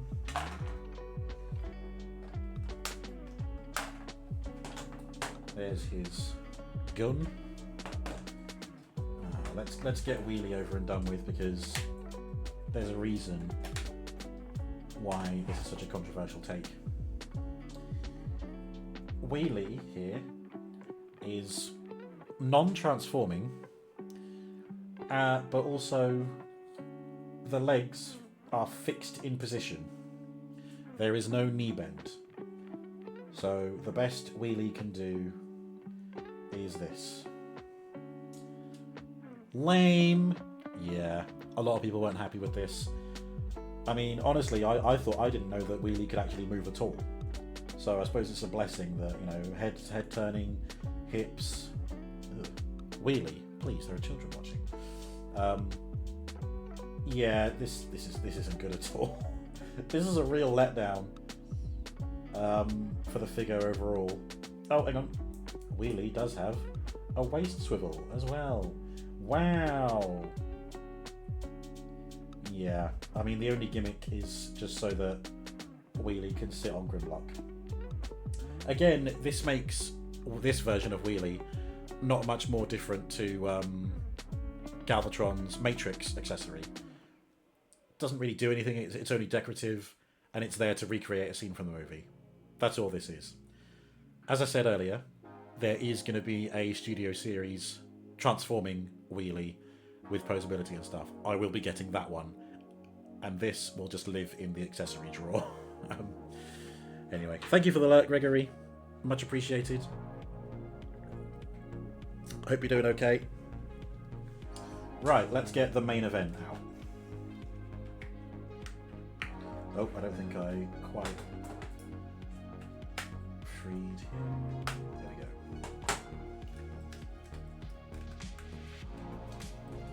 Oh yeah.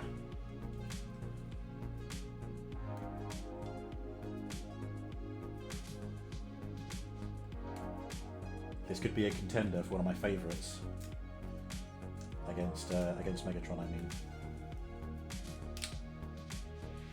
I was trying to get him screen worthy.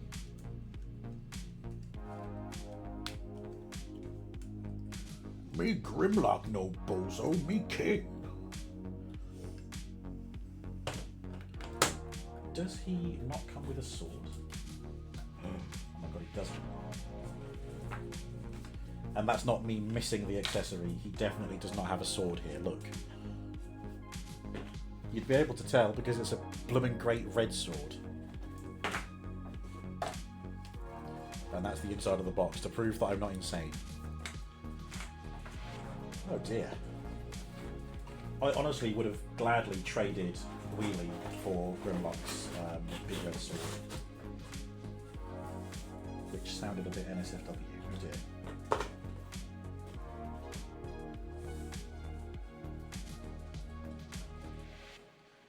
Ahoy, Gregory. Is that you waving back as I said hello, or is that you coming out of lurk? Coming out of lurk mode. Right, here's Grimlock. Fucking incredible. Something else I've often commented on is I wish that a knockoff manufacturer would take these designs and upscale them to masterpiece form, which is something that people have done before.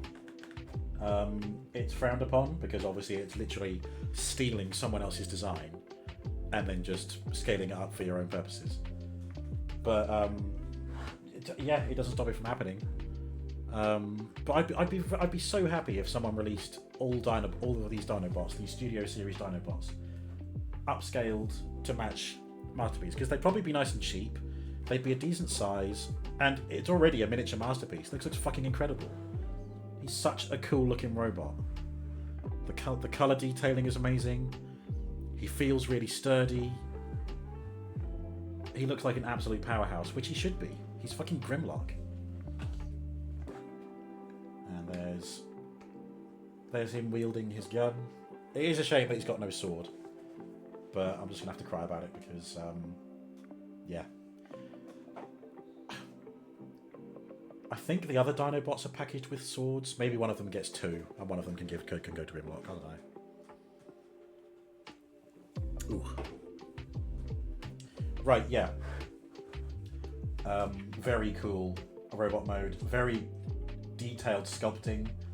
All these panels and grooves over the legs, especially on the arms. Like, look at that. All that robotic detailing. The colour of his body is a nice gold colour. It's obviously not shiny gold, which will scratch easily, but it's shiny enough to kind of pop. And I think that's the good choice. Oh man, even the head looks really good. He does come with the blue eyes as opposed to the red eyes of the toy, I believe, the original toy. Okay. Wow. Yeah, this is peak Studio Series. This is just like Studio Series Megatron in terms of like quality, how it feels in hand, how it looks. But how does he pose? So I've kind of already looked at his head. It's on a ball joint. He can do the head cock to one side, look up a bit, can look down further than I expected. So yeah. Shoulders out like that. Also rotate there on a ratchet. That's probably to help posing the legs in dino form. He has one elbow joint, but it bends that far. Maybe a little bit further if you put the... No, that's as far as they go. Wrist swivel. But like Galvatron, his hand is one fixed piece, so there's no finger movement or anything. That's obviously something they started adding to like Megatron and beyond. Waist swivel. That's on a nice tight but not too tight friction. It sounds like ratchet, but that's not. That's just the plastic catching. Come on, Grimlock. Show us your spread.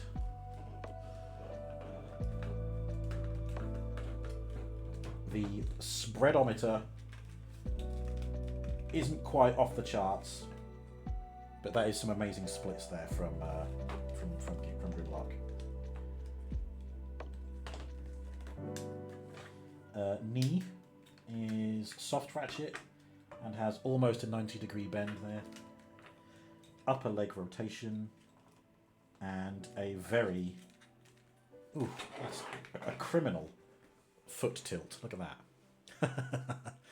I want this to be the new T-posing. You do this to assert dominance. Right. And then in his tootsies, so the back of the heel kind of flips up and around, but that's not really for posing, that's for transformation.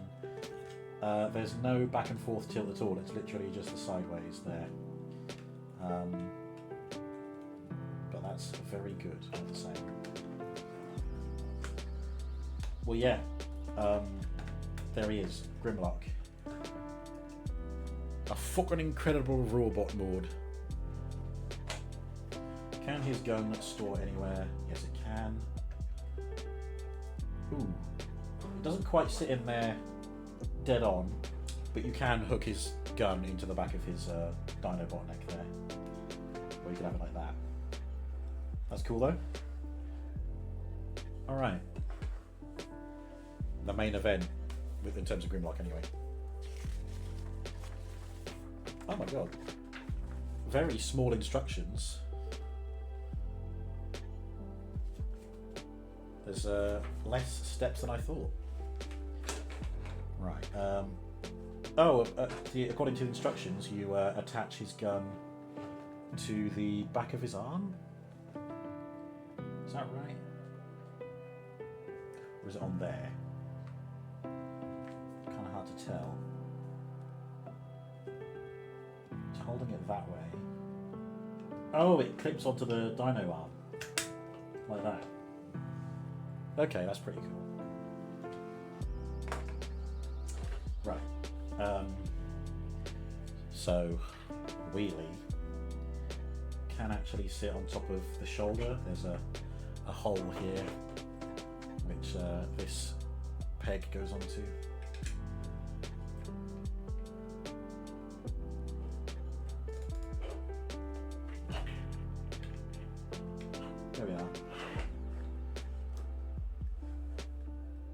Friend find, look behind, as Wheelie was known to say.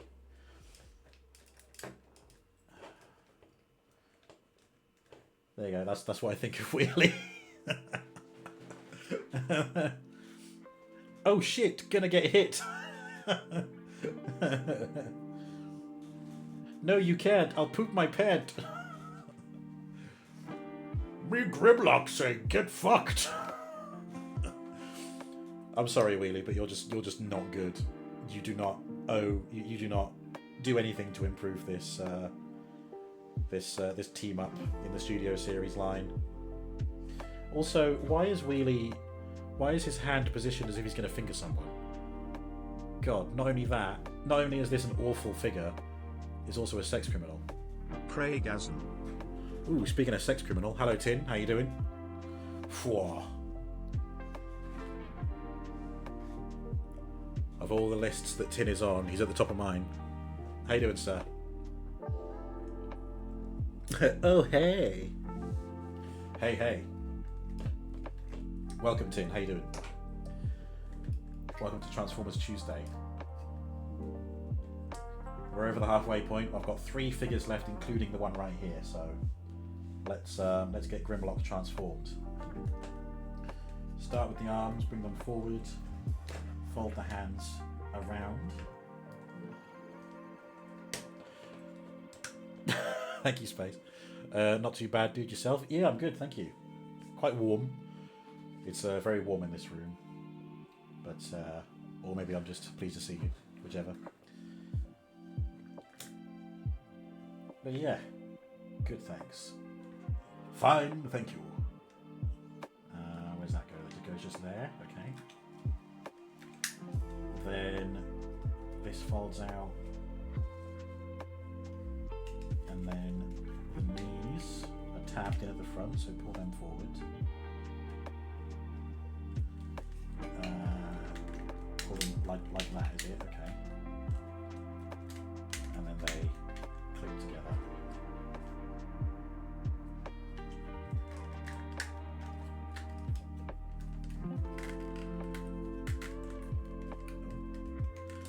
There we go.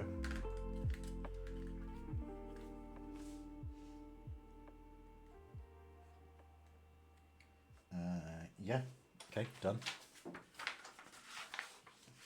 Very good. Which Transformer are we building tonight? Oh, we've done a few. So, I started with Ectotron, the Ghostbusters Afterlife crossover one. And there was a prediction earlier as to whether this pipe would stay in place. And as we can see, chat, it's still there. It hasn't yet popped out. So we'll see if it does. So there's that one. I also did... Where is he? Studio Series Galvatron from the 1986 Transformers movie. And just before I took a break earlier, I did Gigawatt, the Back to the Future crossover. Very exciting. So this is Grimlock from the 1986 movie. I just realised I forgot to... Look at that chest. Oh, I know, he's so broad, isn't he? It's like half the DeLorean is just his body. Well, I suppose it's a Transformer, isn't it? I forgot to compare Grimlock Robot Mode with Optimus Prime. I'll have to do it later. Chest day every day. Yeah, literally. Right, so back to Grimlock. Who doesn't turn into a truck or a car? Some would call it heresy. I call it fucking awesome. Then that comes together and forms. Martin from up north gifted a tier 1 sub to Gregorovich94. They have given 5 gift subs in the channel. Oh, Tin, thank you so much. Sorry, Tin, by the way, thank you for subbing yourself, and thank you so much for gifting a sub to Gregory. How dare you watch with ads? I think Gregory is actually lurking, so I don't know if he'll be aware of the gift sub yet, but he might come and say thank you. Right, then we pop out the chest of Grimlock and rotate that down here.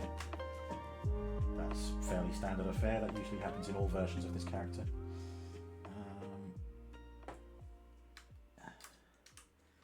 Yeah, so then you end up with this. We're getting there.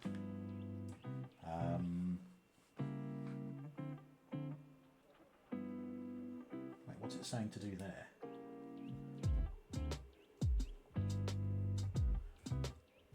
Now we're good.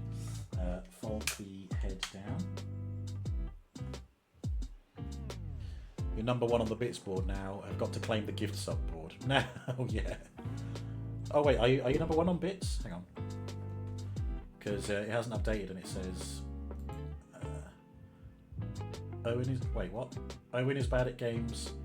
Oh, that's the watch streak, apparently. Wait, is it?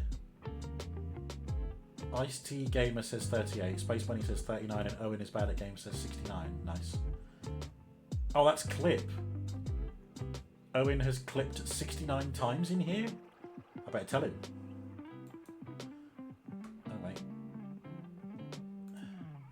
Oh, yes, there we are. The bits have just updated. Martin from up north, 7,030. Thank you so much, Tim. That's how many people have viewed the clips he's made. Oh, right. Oh, you know what it'll be? It'll be that drive-by one, won't it? Because he clipped that. Crafty little devil. 69, though. Oh, I know, right? The magic number. Right. Those bits are already flared out to the side. It wants them up like that as well. Swing them forward. Meet in the middle. Yeah. And then put the arms down. And then... Oh my god, there we are. There he is. There's Grimlock as a, not quite a T-Rex, but definitely a robotic sauropod. Oh, this is so good! I can't fault anything in terms of how it looks. Like, this is a high quality mainline transforming dinosaur. He's even got the thick dumpy. The head is perfect. Opening jaws. He's got a little peg inside his mouth there. So he doesn't come with an accessory that fits there. But I know that one of the other Dinobots, I think, comes with a fire accessory, like a flame piece, so you could put that in there. Although I think any kind of blast effects part would fit in there. So, yeah, very cool. Very cool indeed. Damn, son. Damn indeed. We will, of course, let Wheelie have one more rodeo before we cast them to the accessory bucket.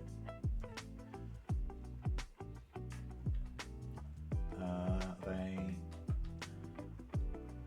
sit like that, do they? Oh no, there we go. No, Grimlock's got some grooves on the side of his neck. But I think Wheelie is meant to grip. So Wheelie is trying to crush Grimlock's head between his weak thighs. It doesn't work. There we go, that'll do. I mean, if you're a die-hard fan of the movie and the movie only, then I suppose this is a good look. But for me, this Wheelie can fucking do well. I mean, sure, it would have meant they uptick the price, but could they not have just given him bendy knees instead of these fucking useless... Look at that. Why even bother giving him posability anywhere else? That's the most. This is the most impressive pose he can do. Like, what does this even mean? Bloody hell, Wheelie. Anyway, rant over. So I missed the robot mode, but we'll do a Dino mode comparison. There is Studio Series 86 Optimus Prime.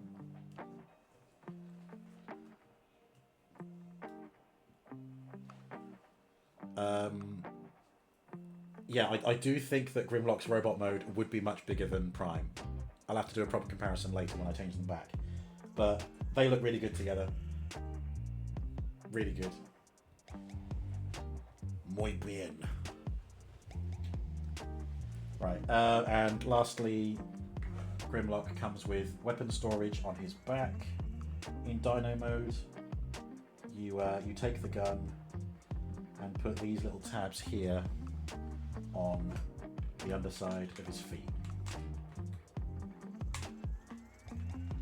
Just like that. Not perfect, but it's, you know, it's useful. It's somewhere to put it.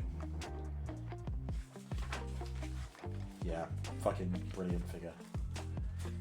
Very good, very nice, as they say. Alright, we once again depart from the Transformers movie-verse and we arrive in the year 1993. And a little-known director called Steven Spielberg produced one of the greatest films of all time. Schindler's List. I'm pretty sure that wasn't 93. It was, of course, Jurassic Park.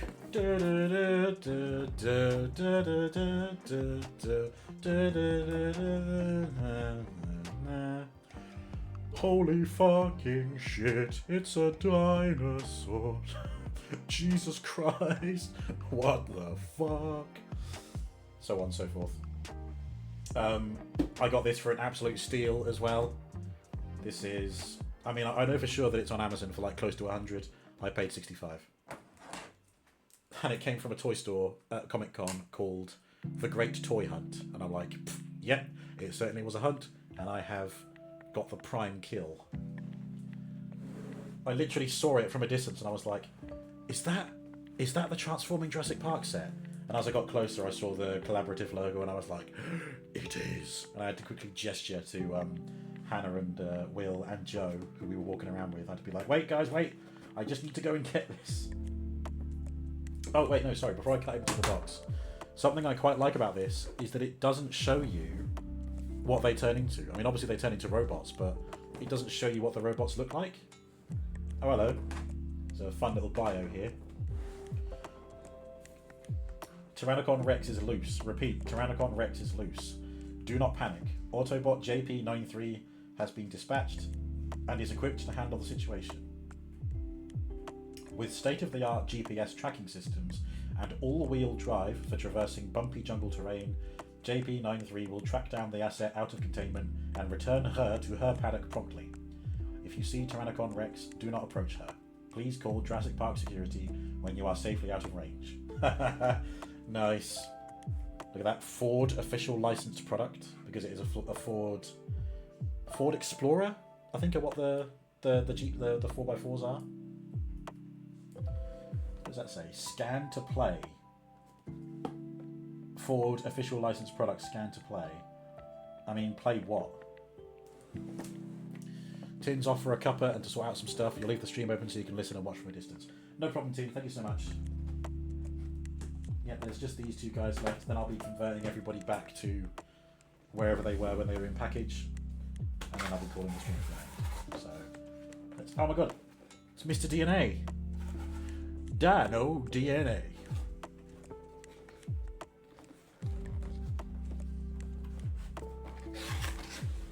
Oh, nice. Instructions just tucked in the side there.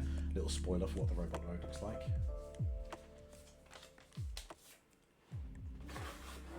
Okay. Out ye come.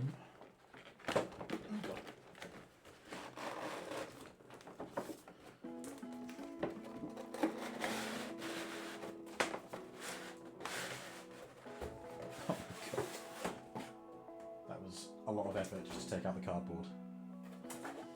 Okay. Here they are. I like the decorative upside down Ford there, referencing that epic scene from the film. Oh my god. You are really strapped down. There we go. There's JP93. Oh, fucking brilliant. We'll get to it, we'll get to it. JP93 also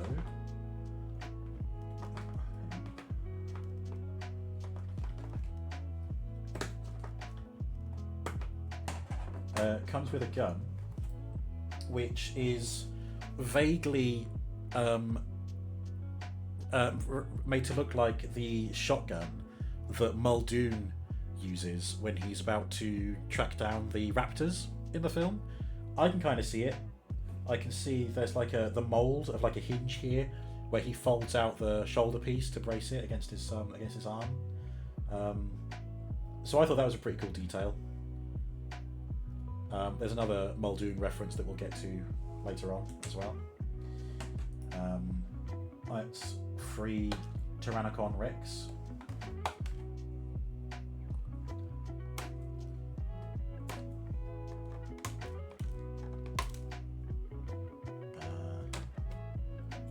Okay, is that everything? Not quite.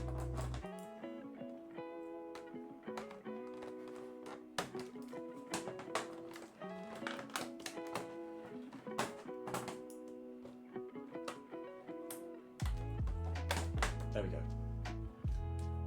Oh,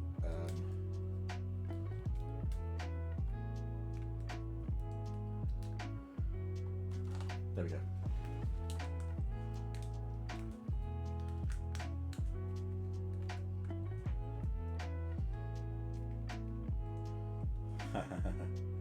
Nice. Okay.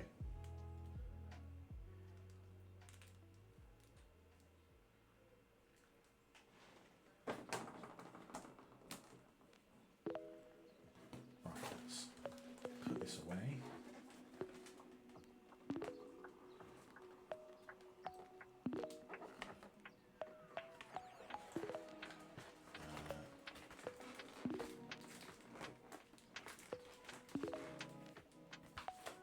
I do not believe there are any accessories left in the box. I will confirm via the instructions.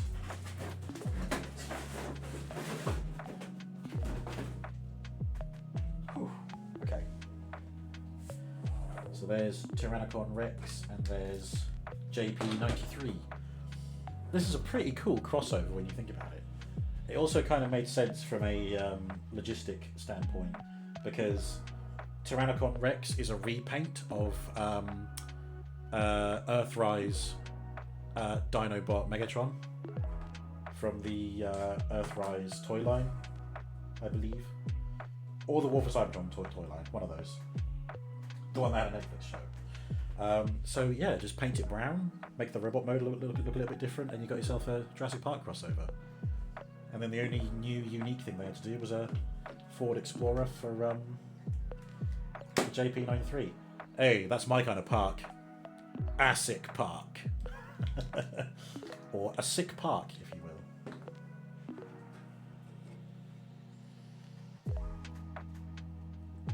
will. Ooh. Right, let me just confirm the accessories.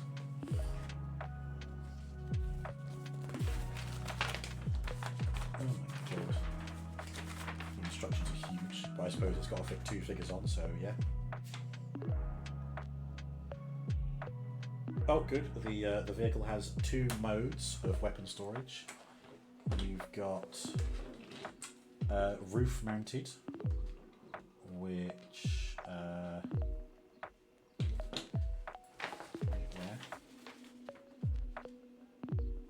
Oh right, okay. It's got to go this way up, and it just pokes into the tab there. So you've got a roof mounted shotgun. Hey, that's my kind of park, ASIC Park. Thank you, Space. And then it also... Oh, hello. Sneaky. Didn't know they were there. Then it also stores... down the middle? Is that what this bit's for? No. Oh, there. There we are. A tab on the underside there. To keep that out of the way. There we go.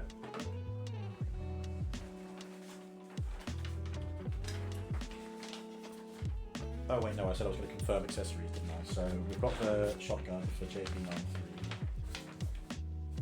But Tyrannocon Rex. does not have any accessories, good to know. And JP93 only has the shotgun. Excellent. Nothing has been left behind. I don't know who I want to transform first.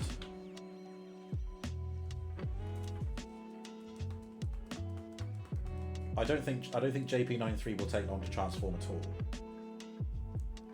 But I think that Tyrannocon might be a little bit more complex. So maybe I'll do Tyrannocon first. Save the easy one till last. Just pointing out the hose is still in place. So quite large instructions. Before we get into the transformation though, there's some posability available from Tyrannocon. So the tail has a side-to-side swishy motion. We kind of saw it earlier. The head can look left to right. The jaws they open pretty wide, and there is a socket in the mouth to breathe fire. I don't remember that from the movie, but there we go. There's ball joints on the vestigial arm shoulders, but you can kind of get a well, there I go again. Just like, just T-Rex things. There's like soft, flexible plastic on the skin of the dino for things like that. You can see how the panels are kind of flexing as it moves. Body, not really much movement, but that makes sense because what's a waist swivel going to do? But the legs. Big range of motion there.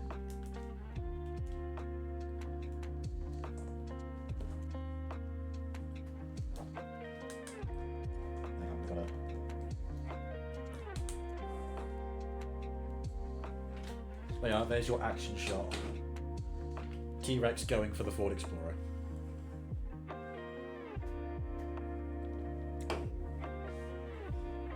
God, I see that mouth open and I could almost hear the T-Rex sound from the film. So the shoulders have good. The hips have good movement. The knees bend that far. Honestly, it's more posable than I thought it would be, which is really cool. So you can get some very dynamic looks from this. I've got to say, the paint apps are really good as well. It's kind of hard to tell that the T-Rex is this shade of brown. And I think even in the daylight scenes in the first Jurassic Park movie, it never looks this brown. You can make out detailing of like the stripes on the back of the head at points. But yeah, I really like the color on this. Like the darker coloring on the top, the lighter bits on the underside because it doesn't see as much sun. Yeah. It's a very cool and impressive dinosaur. But you know who else is a cool and impressive dinosaur?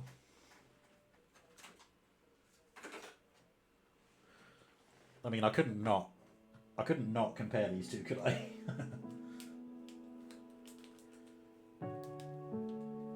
See, Tyrannocon does kind of sit lower. Grimlock is a lot more upright.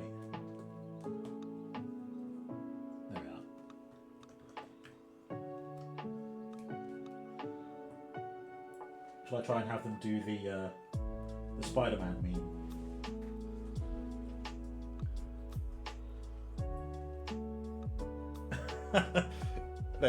They're pointing at each other. Yeah. Very cool. Very cool indeed. In fact, actually, the way they're posed just there, they look happy to see each other. They're best buds. Forbidden romance. A Decepticon, Tyrannocon Rex, and it is Decepticon because I don't think it uses the Predacon livery. It doesn't actually say. Hang on. Yeah, confirmation. Decepticon, Tyrannocon Rex. The Spider-Man meme, yeah. Right, cool. Thank you, Grimlock. Me Grimlock say you're welcome. Okay, let's turn Tyrannocon into a Roboticon. Oh my god. Space. Not seen one of them in a while. And I can't remember the hotkey, so I'm just going to do it the old-fashioned way.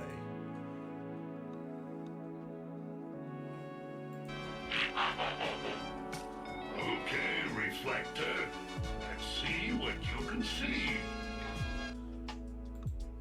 Absolutely space. Dinosaur bots doing Spider-Man meme. Yeah, because obviously you know I've got Beast Wars Megatron, so I can absolutely do it that way. 3 of them doing the pointing meme. Oh man, that'll be fun. I'll see when I can do that. Right. So head up like that, then we take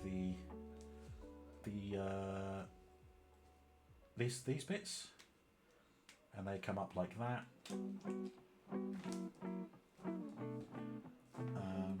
And then that's cool. They're kind of on a. You can see there's like a track in here, like a banana shape.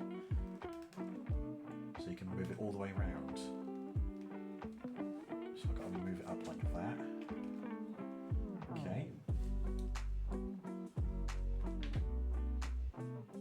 And then lift this up. Rotate the tail around. Pull these bits out.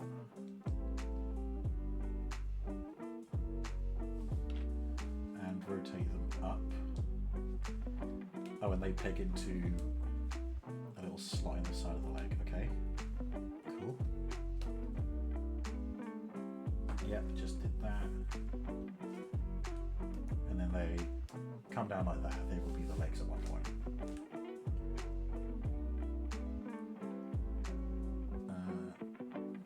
This whole assembly. Does it move? Yes, like that. Yeah, pulling it out from in there.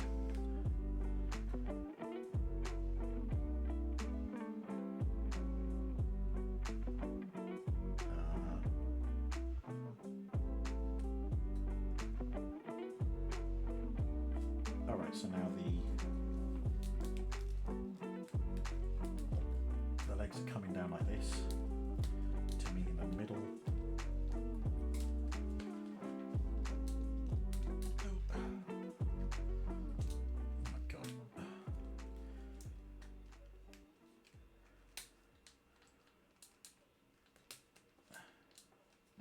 There we go. So those are now pinched together. And then we come here and we pull these apart. I really like the detailing inside the Dino mode. Like it's all like framework, like supporting the shell that is the biological outer form. Those are on springs and they fold down automatically.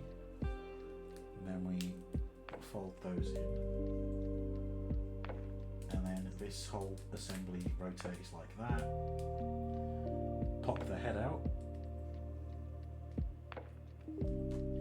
And then rock that up.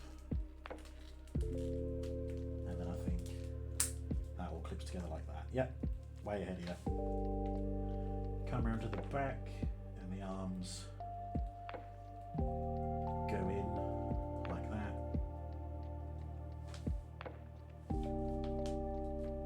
And then this folds down like that. I think this needs to come up a bit more.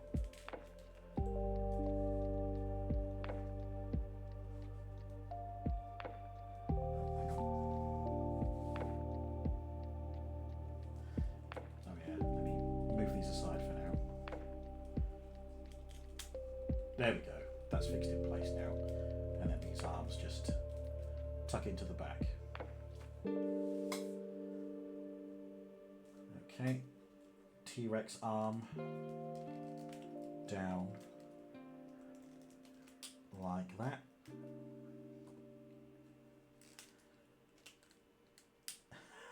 Oh my Just the little eyes sitting there. Hey, welcome back, Gregory. How you doing? You are well. Okay, good to hear. Good to hear. I am glad.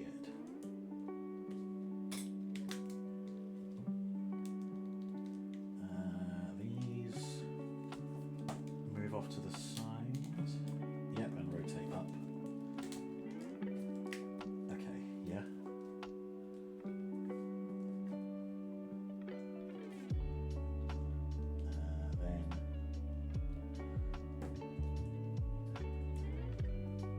Then rotate that like that, and pull this up like that.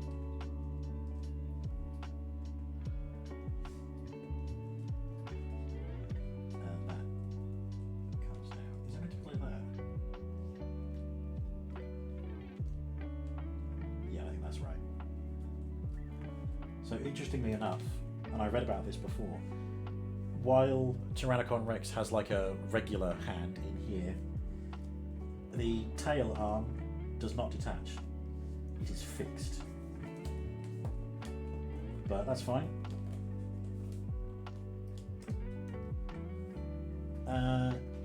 Yeah, there we go. That's Tyrannocon Rex as a robot. So we'll talk about that before we do JP93. How are you? Very good, thank you, Gregory. Ooh. I'm looking forward to next week, actually, because that's next Friday is when I'm off for a week. I'm very much looking forward to some downtime. Just double checking that piece at the back behind the head. Looks like that's in the right place. Yeah. Fine.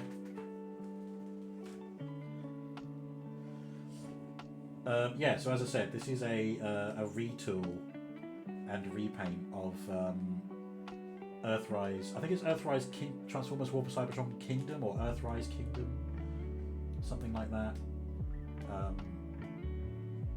Which is why it looks so similar to Beast Wars Megatron, like with the T-Rex hand. Oh my god, look at that gape. How much did you pay for these Transformers? We don't talk about it. We've got more of an elbow joint there.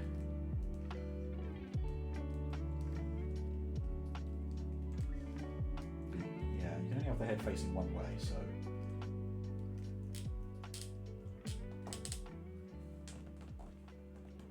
That was a very cool transformation. It was sort of complex without like driving me crazy. It was. I thought it was going to be complex, and I'm sure it's still going to be more complex than JP93. But it was actually. I'm grateful that it was more straightforward than that.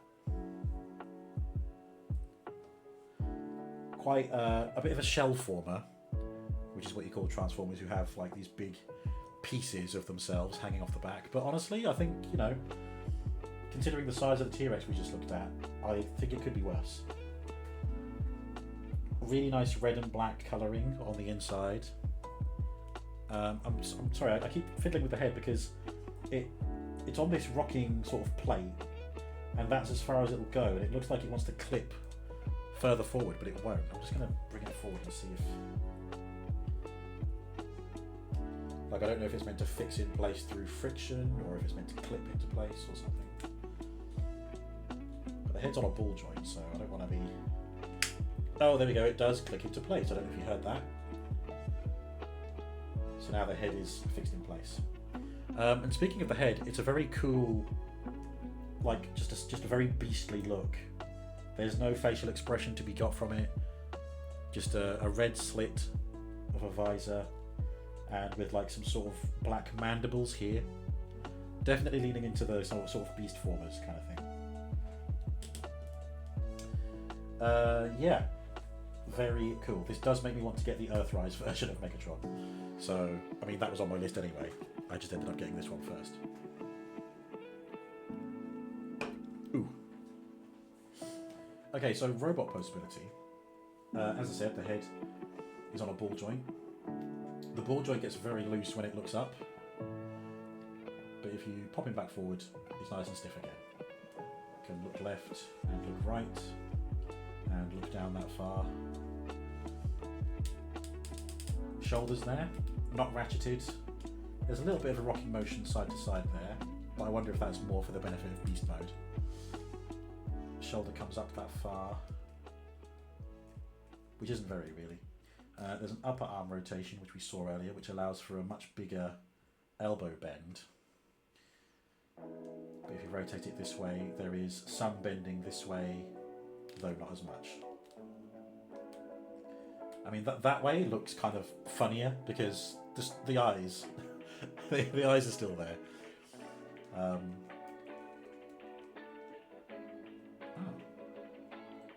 Alright, okay. So the upper jaw moves if you push the lower jaw out too far. It's pretty cool. This one feels more natural because there's more of an elbow bend. It can still do the, do the chompy.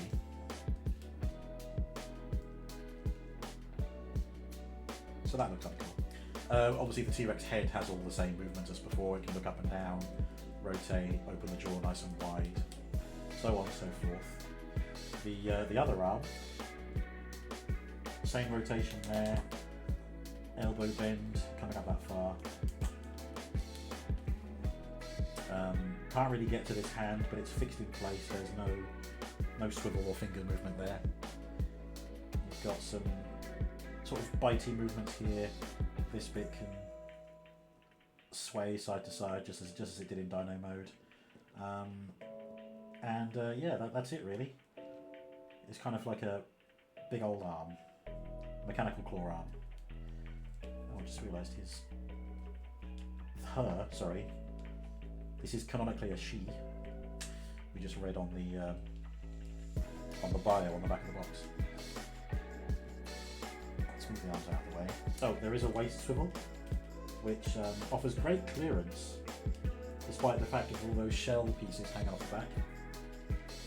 Nice high kick, nice reverse kick, and of course, a pitiful spread because of these pieces here, which I could unpeg and move out of the way, but that's compromising the look of the robot. We want a spread that is all natural. A good knee bend there, 90 degrees. Again, that's like the same movement as we had in T-Rex form. The same goes for the feet really. Nice forward and backward motion, and a little bit of side to side. There is Tyrannocon Rex.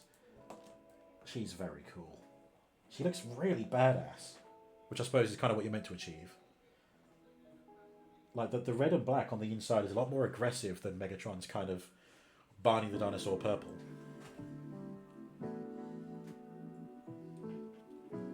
But then, no one truly knows what colour dinosaurs were.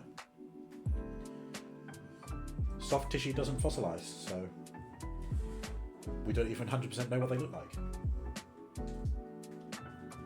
Okay, Tyrannocon Rex. Done. Let's now move on to the second of this pairing, JP93 in the Ford Explorer. Let's just bring out some comparisons for vehicle mode while I think of it. Ectotron, who again is absolutely gigantic compared to the Ford Explorer. And again, I think Code Red, much more in keeping with the size. I think. I don't know. Scale has never been a strong point in the Transformers universe. We know this. The hose is still there, by the way. Okay.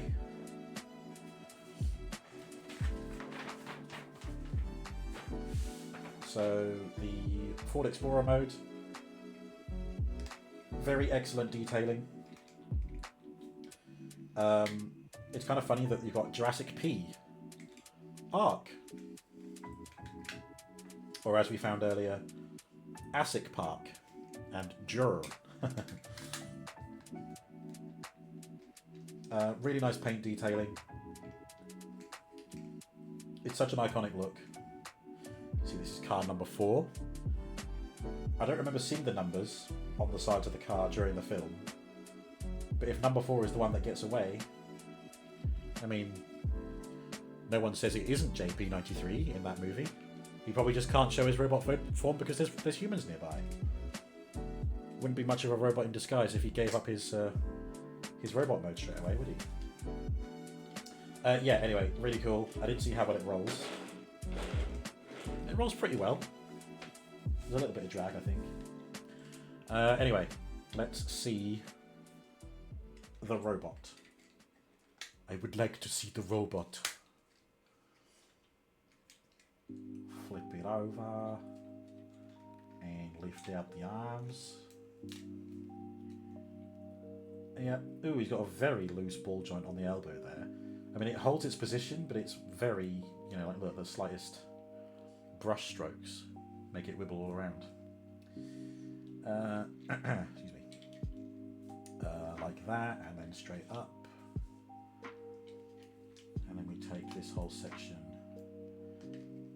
and move this up and bring the legs up and around.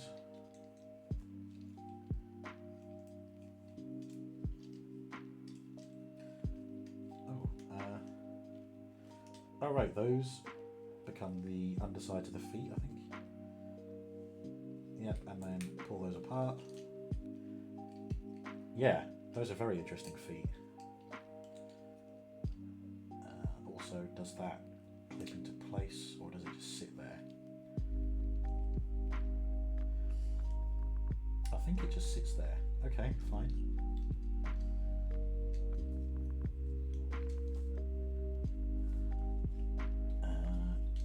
Rotate the shoulders around.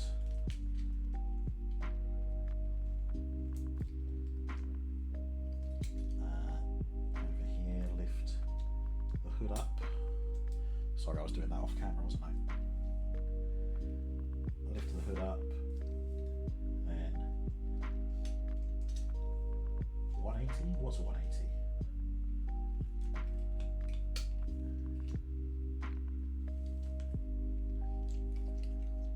Oh, turn the whole thing 180. Right. So that you end up with that. Yeah, okay. And then close that.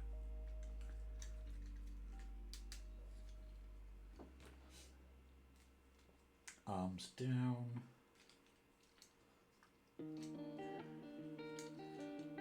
Okay.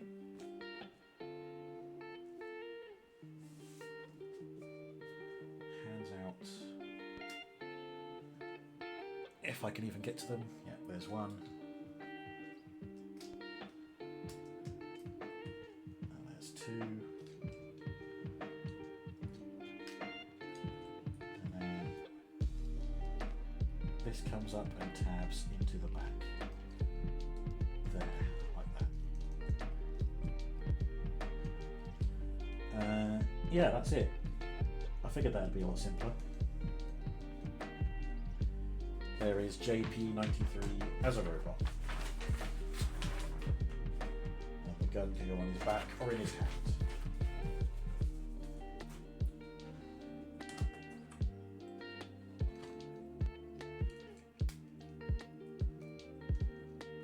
There we are. Yeah, a much more simplistic Transformer. Very hollow limbs, but that's kind of to be expected. He just transforms into a car. He's got that big blockiness that we've come to be so familiar with. I don't think the transformation is as impressive as Tyrannocon Rex's is, but again, that's a remodel of the existing Beast Wars Megatron reimagining that was recent. This is an original figure for an exclusive or for a for a collaborative effort.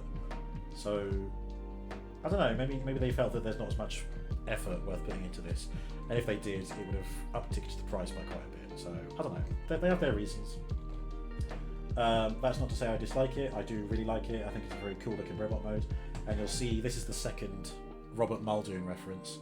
He has a hat molded into his head that's kind of meant to mimic that kind of hunter's hat that Muldoon wears in the film. Yeah. Hang on, just had a brain fart. Is Robert Muldoon the character, or is Robert Muldoon the actor?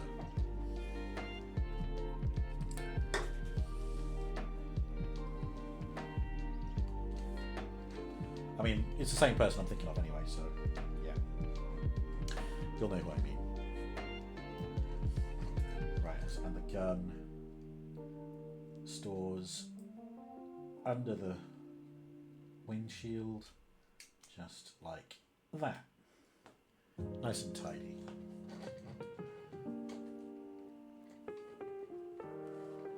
And then let's just show a robot.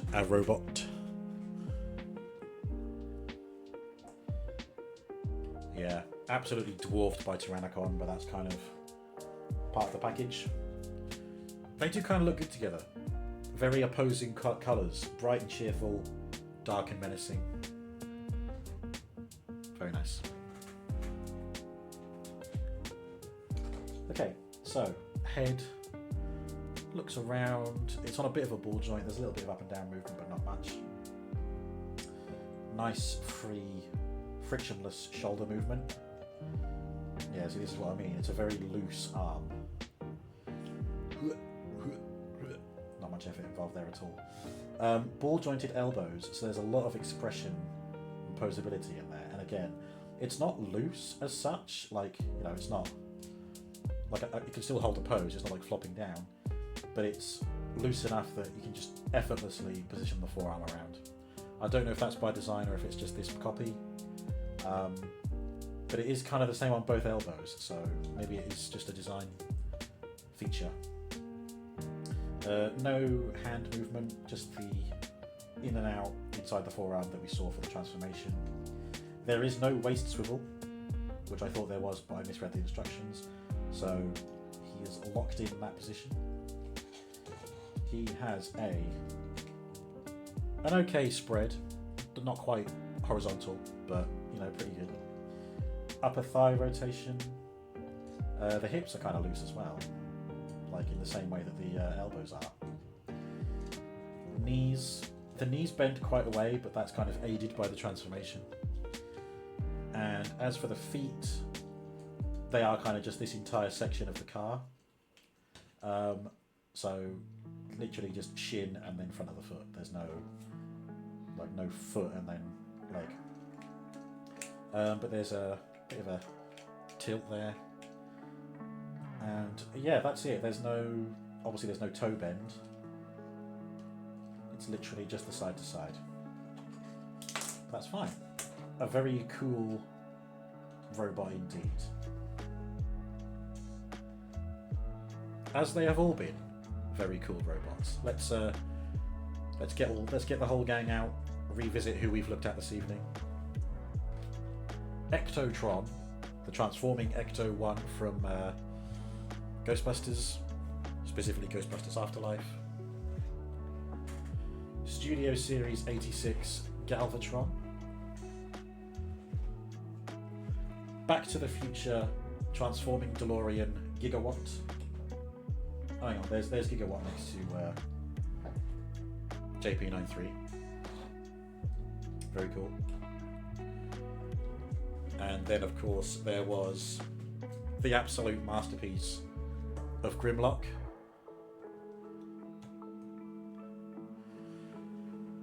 JP93 over here, like, not another one.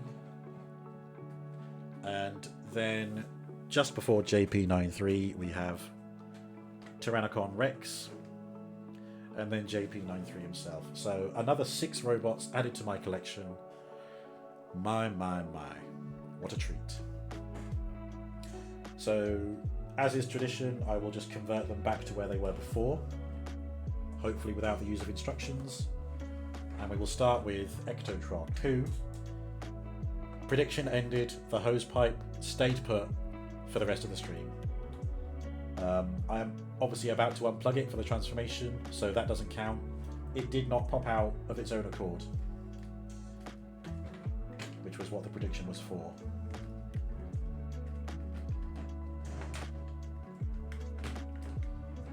Okay.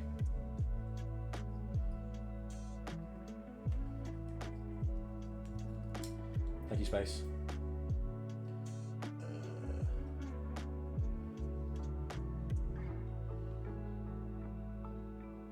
I can't remember if that's where it went. Never mind, it's in there now.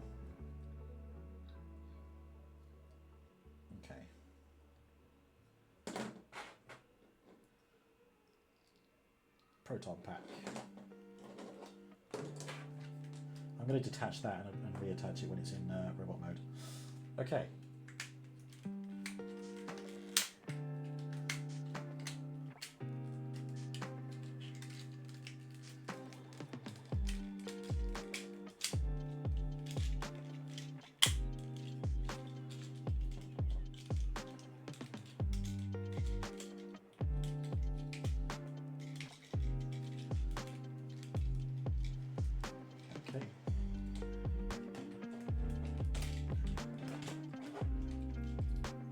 Actually a really straightforward transformation.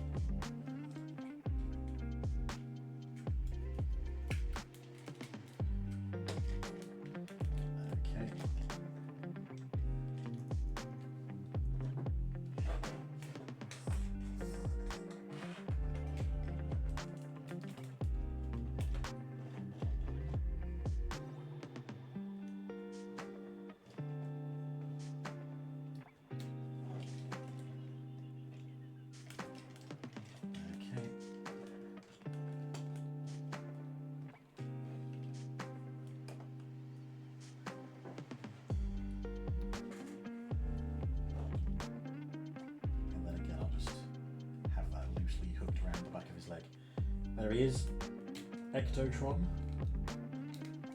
our Ghostbusters good guy. And now that they're all in robot mode, here's all the crossover car formers from today. They look like they're part of the same team, don't they? The serious hunter, the wisecracking time traveller, and the other guy. Well, yeah, there we go. That's Ectotron, retransformed. Next up is Galvatron.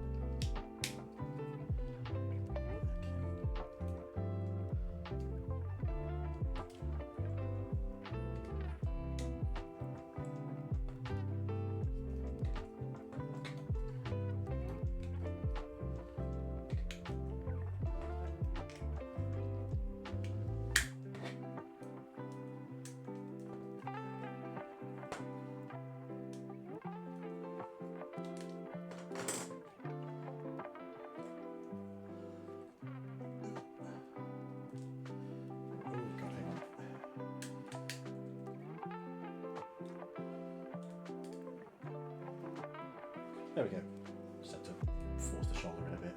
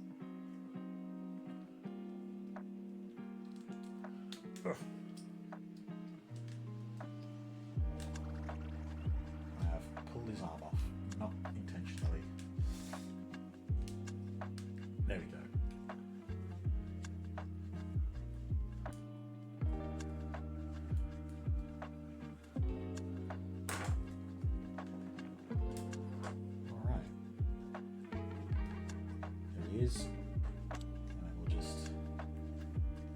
we'll give him the necklace. Why not?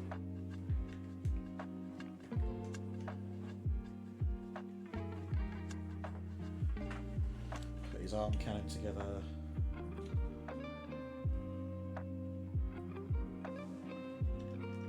And attach that there.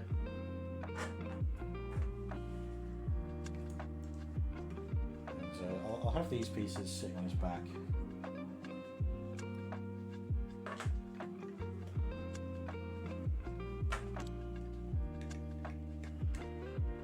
There we go.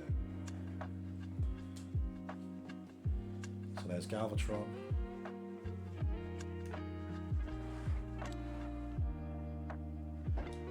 After Galvatron it was Gigawatt, wasn't it?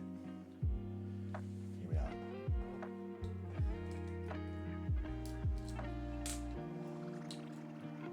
Our robot man DeLorean. See what I did there?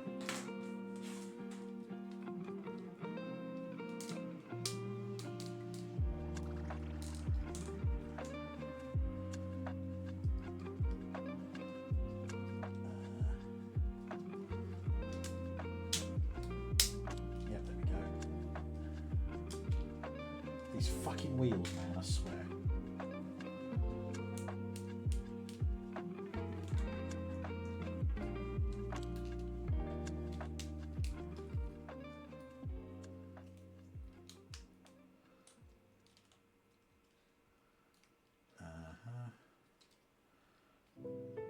Move these up into there.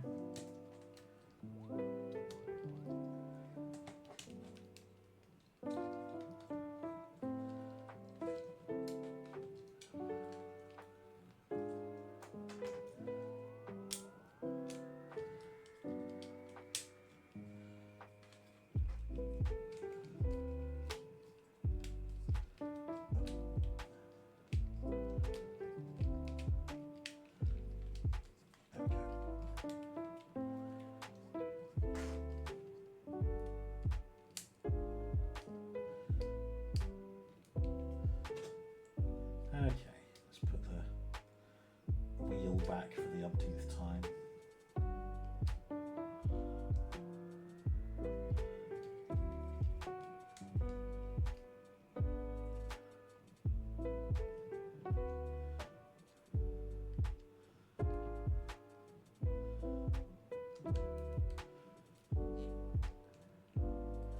There we go.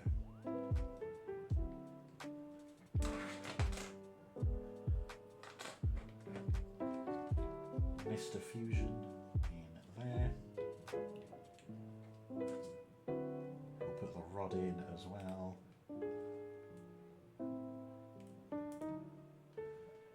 Oh yeah, in case anyone was wondering, it does have the number plate saying out of time on the back. Can't really make it out, but I promise you it's there. And then we'll store his little gun right there. So there's Gigawatt. That's a gorgeous looking replication of the DeLorean from Back to the Future. After that we have Grimlock. Don't ask about Wheelie. Wheelie doesn't exist. I didn't go over Grimlock's articulation, did I? But he's got slightly ball jointed shoulders, so you can get quite a lot of expression out of the arms. Right.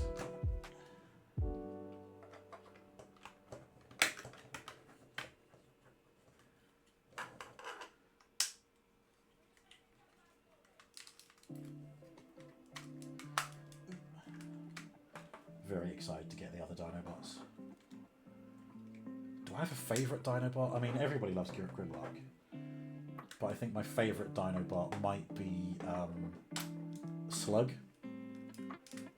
who I believe is the one who turns into a Triceratops. Just because Triceratops are fucking cool, you know? Fucking spikes coming out of their face. Fucking badass.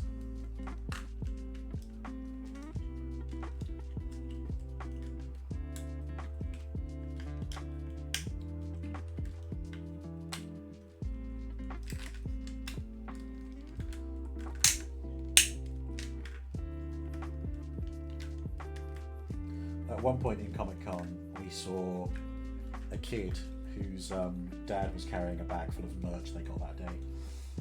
And the kid had his own studio series Grimlock. And it was open. I was just like, yeah, good choice, kiddo. I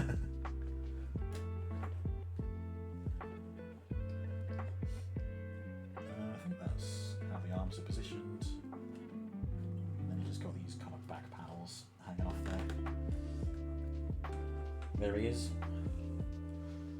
Where'd I put his gun? I had it somewhere. Here we are.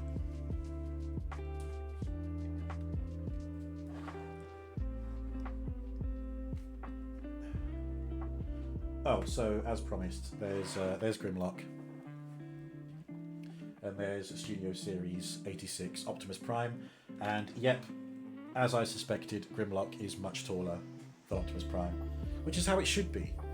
And this is why I've struggled to find a masterpiece version of the Dinobots, because they need to stand, you know, at least this much taller than Optimus Prime. And my masterpiece Optimus Prime is much, much taller than this Prime. So, yeah, exactly, like he should be. You know, the thing about Grimlock is that he is absolutely physically stronger than Optimus Prime. It's just that he doesn't have the smarts. I mean, that was the Dinobots' whole thing. Wheeljack and Ratchet created them. They didn't have enough intelligence, so they just fucking rolled over everybody. Ironically, seeing as they don't have wheels.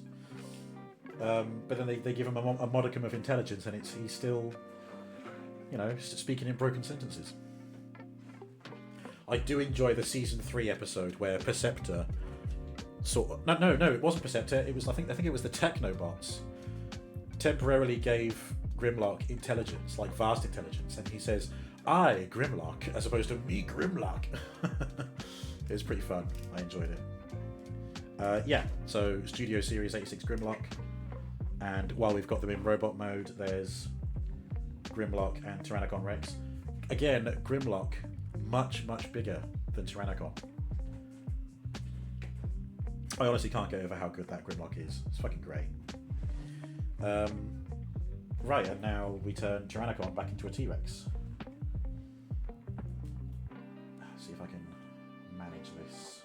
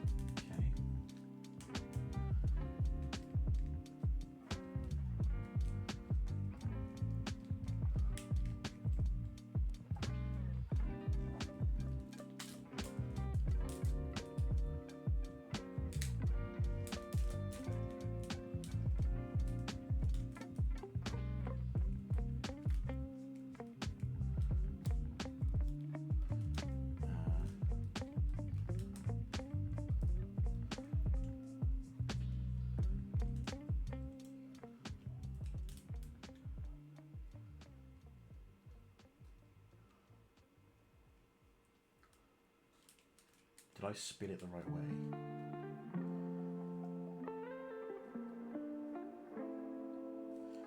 Yeah, I think I did, because I didn't have to rotate the legs, did I? So...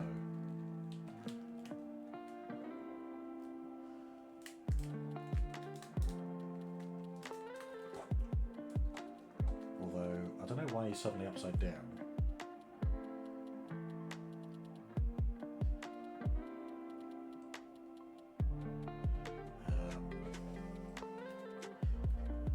This way, does the answer present itself?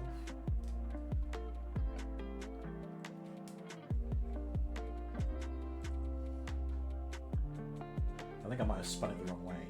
I've done this with Beast Wars Megatron before. Right, so you come up, and we'll rotate you that way. Already, I think that makes a lot more sense. Okay.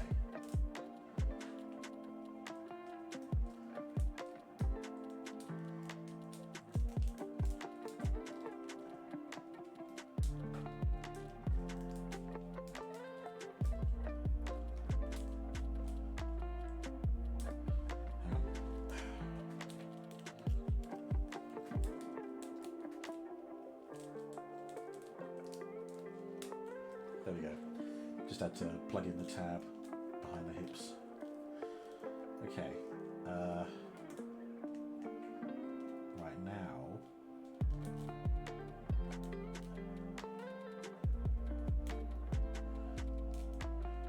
Wait, no, this is still wrong. And it's because the legs do a 180. That was my problem. Okay.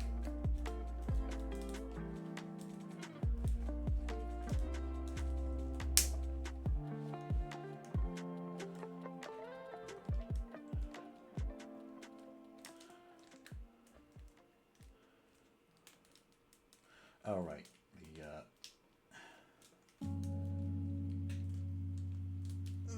Come on. Okay, move you out of the way. The legs split apart down the middle here, don't they? There we go.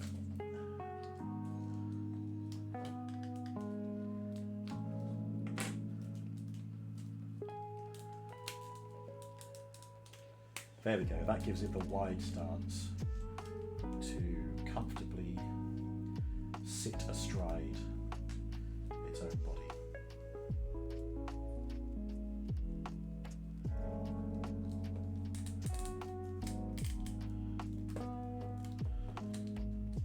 See, it's all coming together now.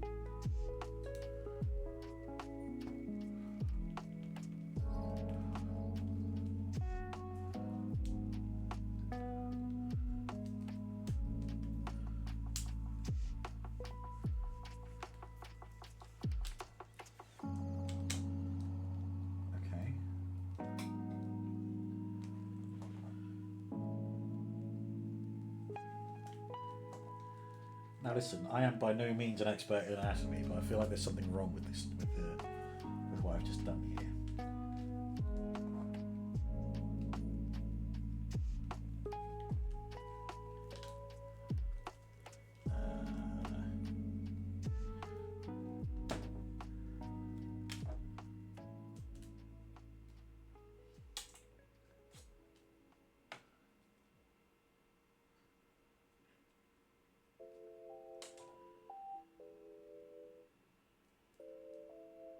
Have I spun the legs the wrong way round again? That could be the issue.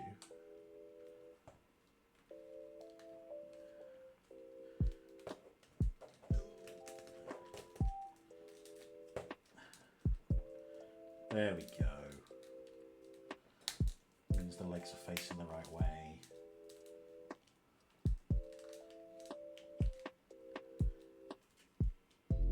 Oh yeah, I can see the tabs. There we go.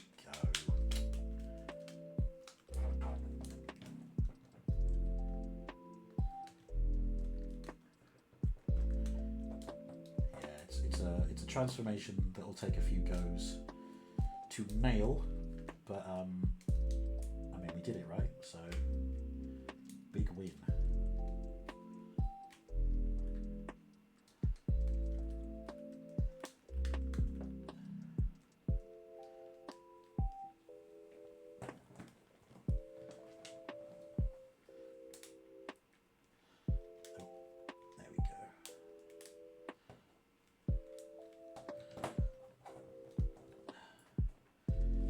Even now it's still not perfect. Well, what's going wrong? So you need to stay in there.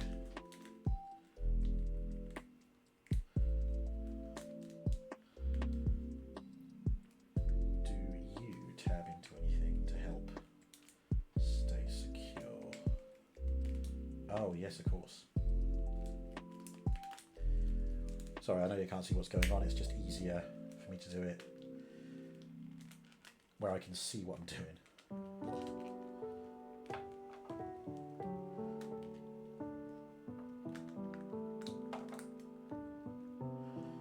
Okay, that's made it much more secure. Basically, the piece that the hips lock onto, they tab into a piece inside the abdomen. So now that I've done that, it all fits nicely.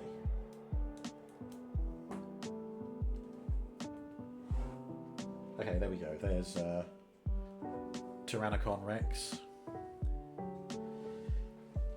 And lastly, but not leastly, let's put JP93 back into Ford Explorer form.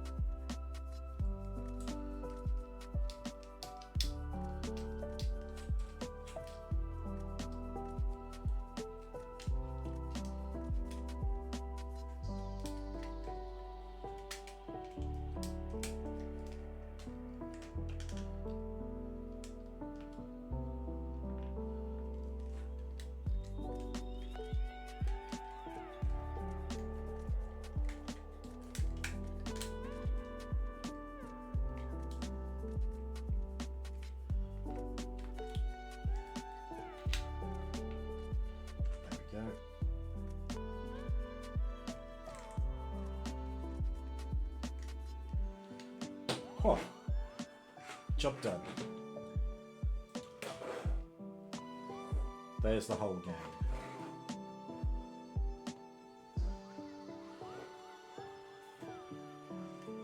Six wonderful additions to my collection. Oh, God. Surprising how tiring it is opening a whole bunch of Transformers. But we did it. 6 figures down. And as I've said on streams recently, I do actually have 3 more arriving, hopefully tomorrow. Only because they were at a bargain price that I couldn't ignore, but they are ones that I wanted. I don't know if I'll do an unboxing for those. Maybe I'll show them off on stream tomorrow before Rhyme. We'll see. We shall see. But what I will see is you guys later. Cheery bye. Thank you all for tuning in. I will see you for Rhyme tomorrow. Yeah. No raid. No raid. Not on a Tuesday. Let's just wind down our respective evenings. But again, thank you for tuning in. Thank you again, Tin, for the sub and the gifted sub to Gregory. Very kind of you. I will see you all later. Bye.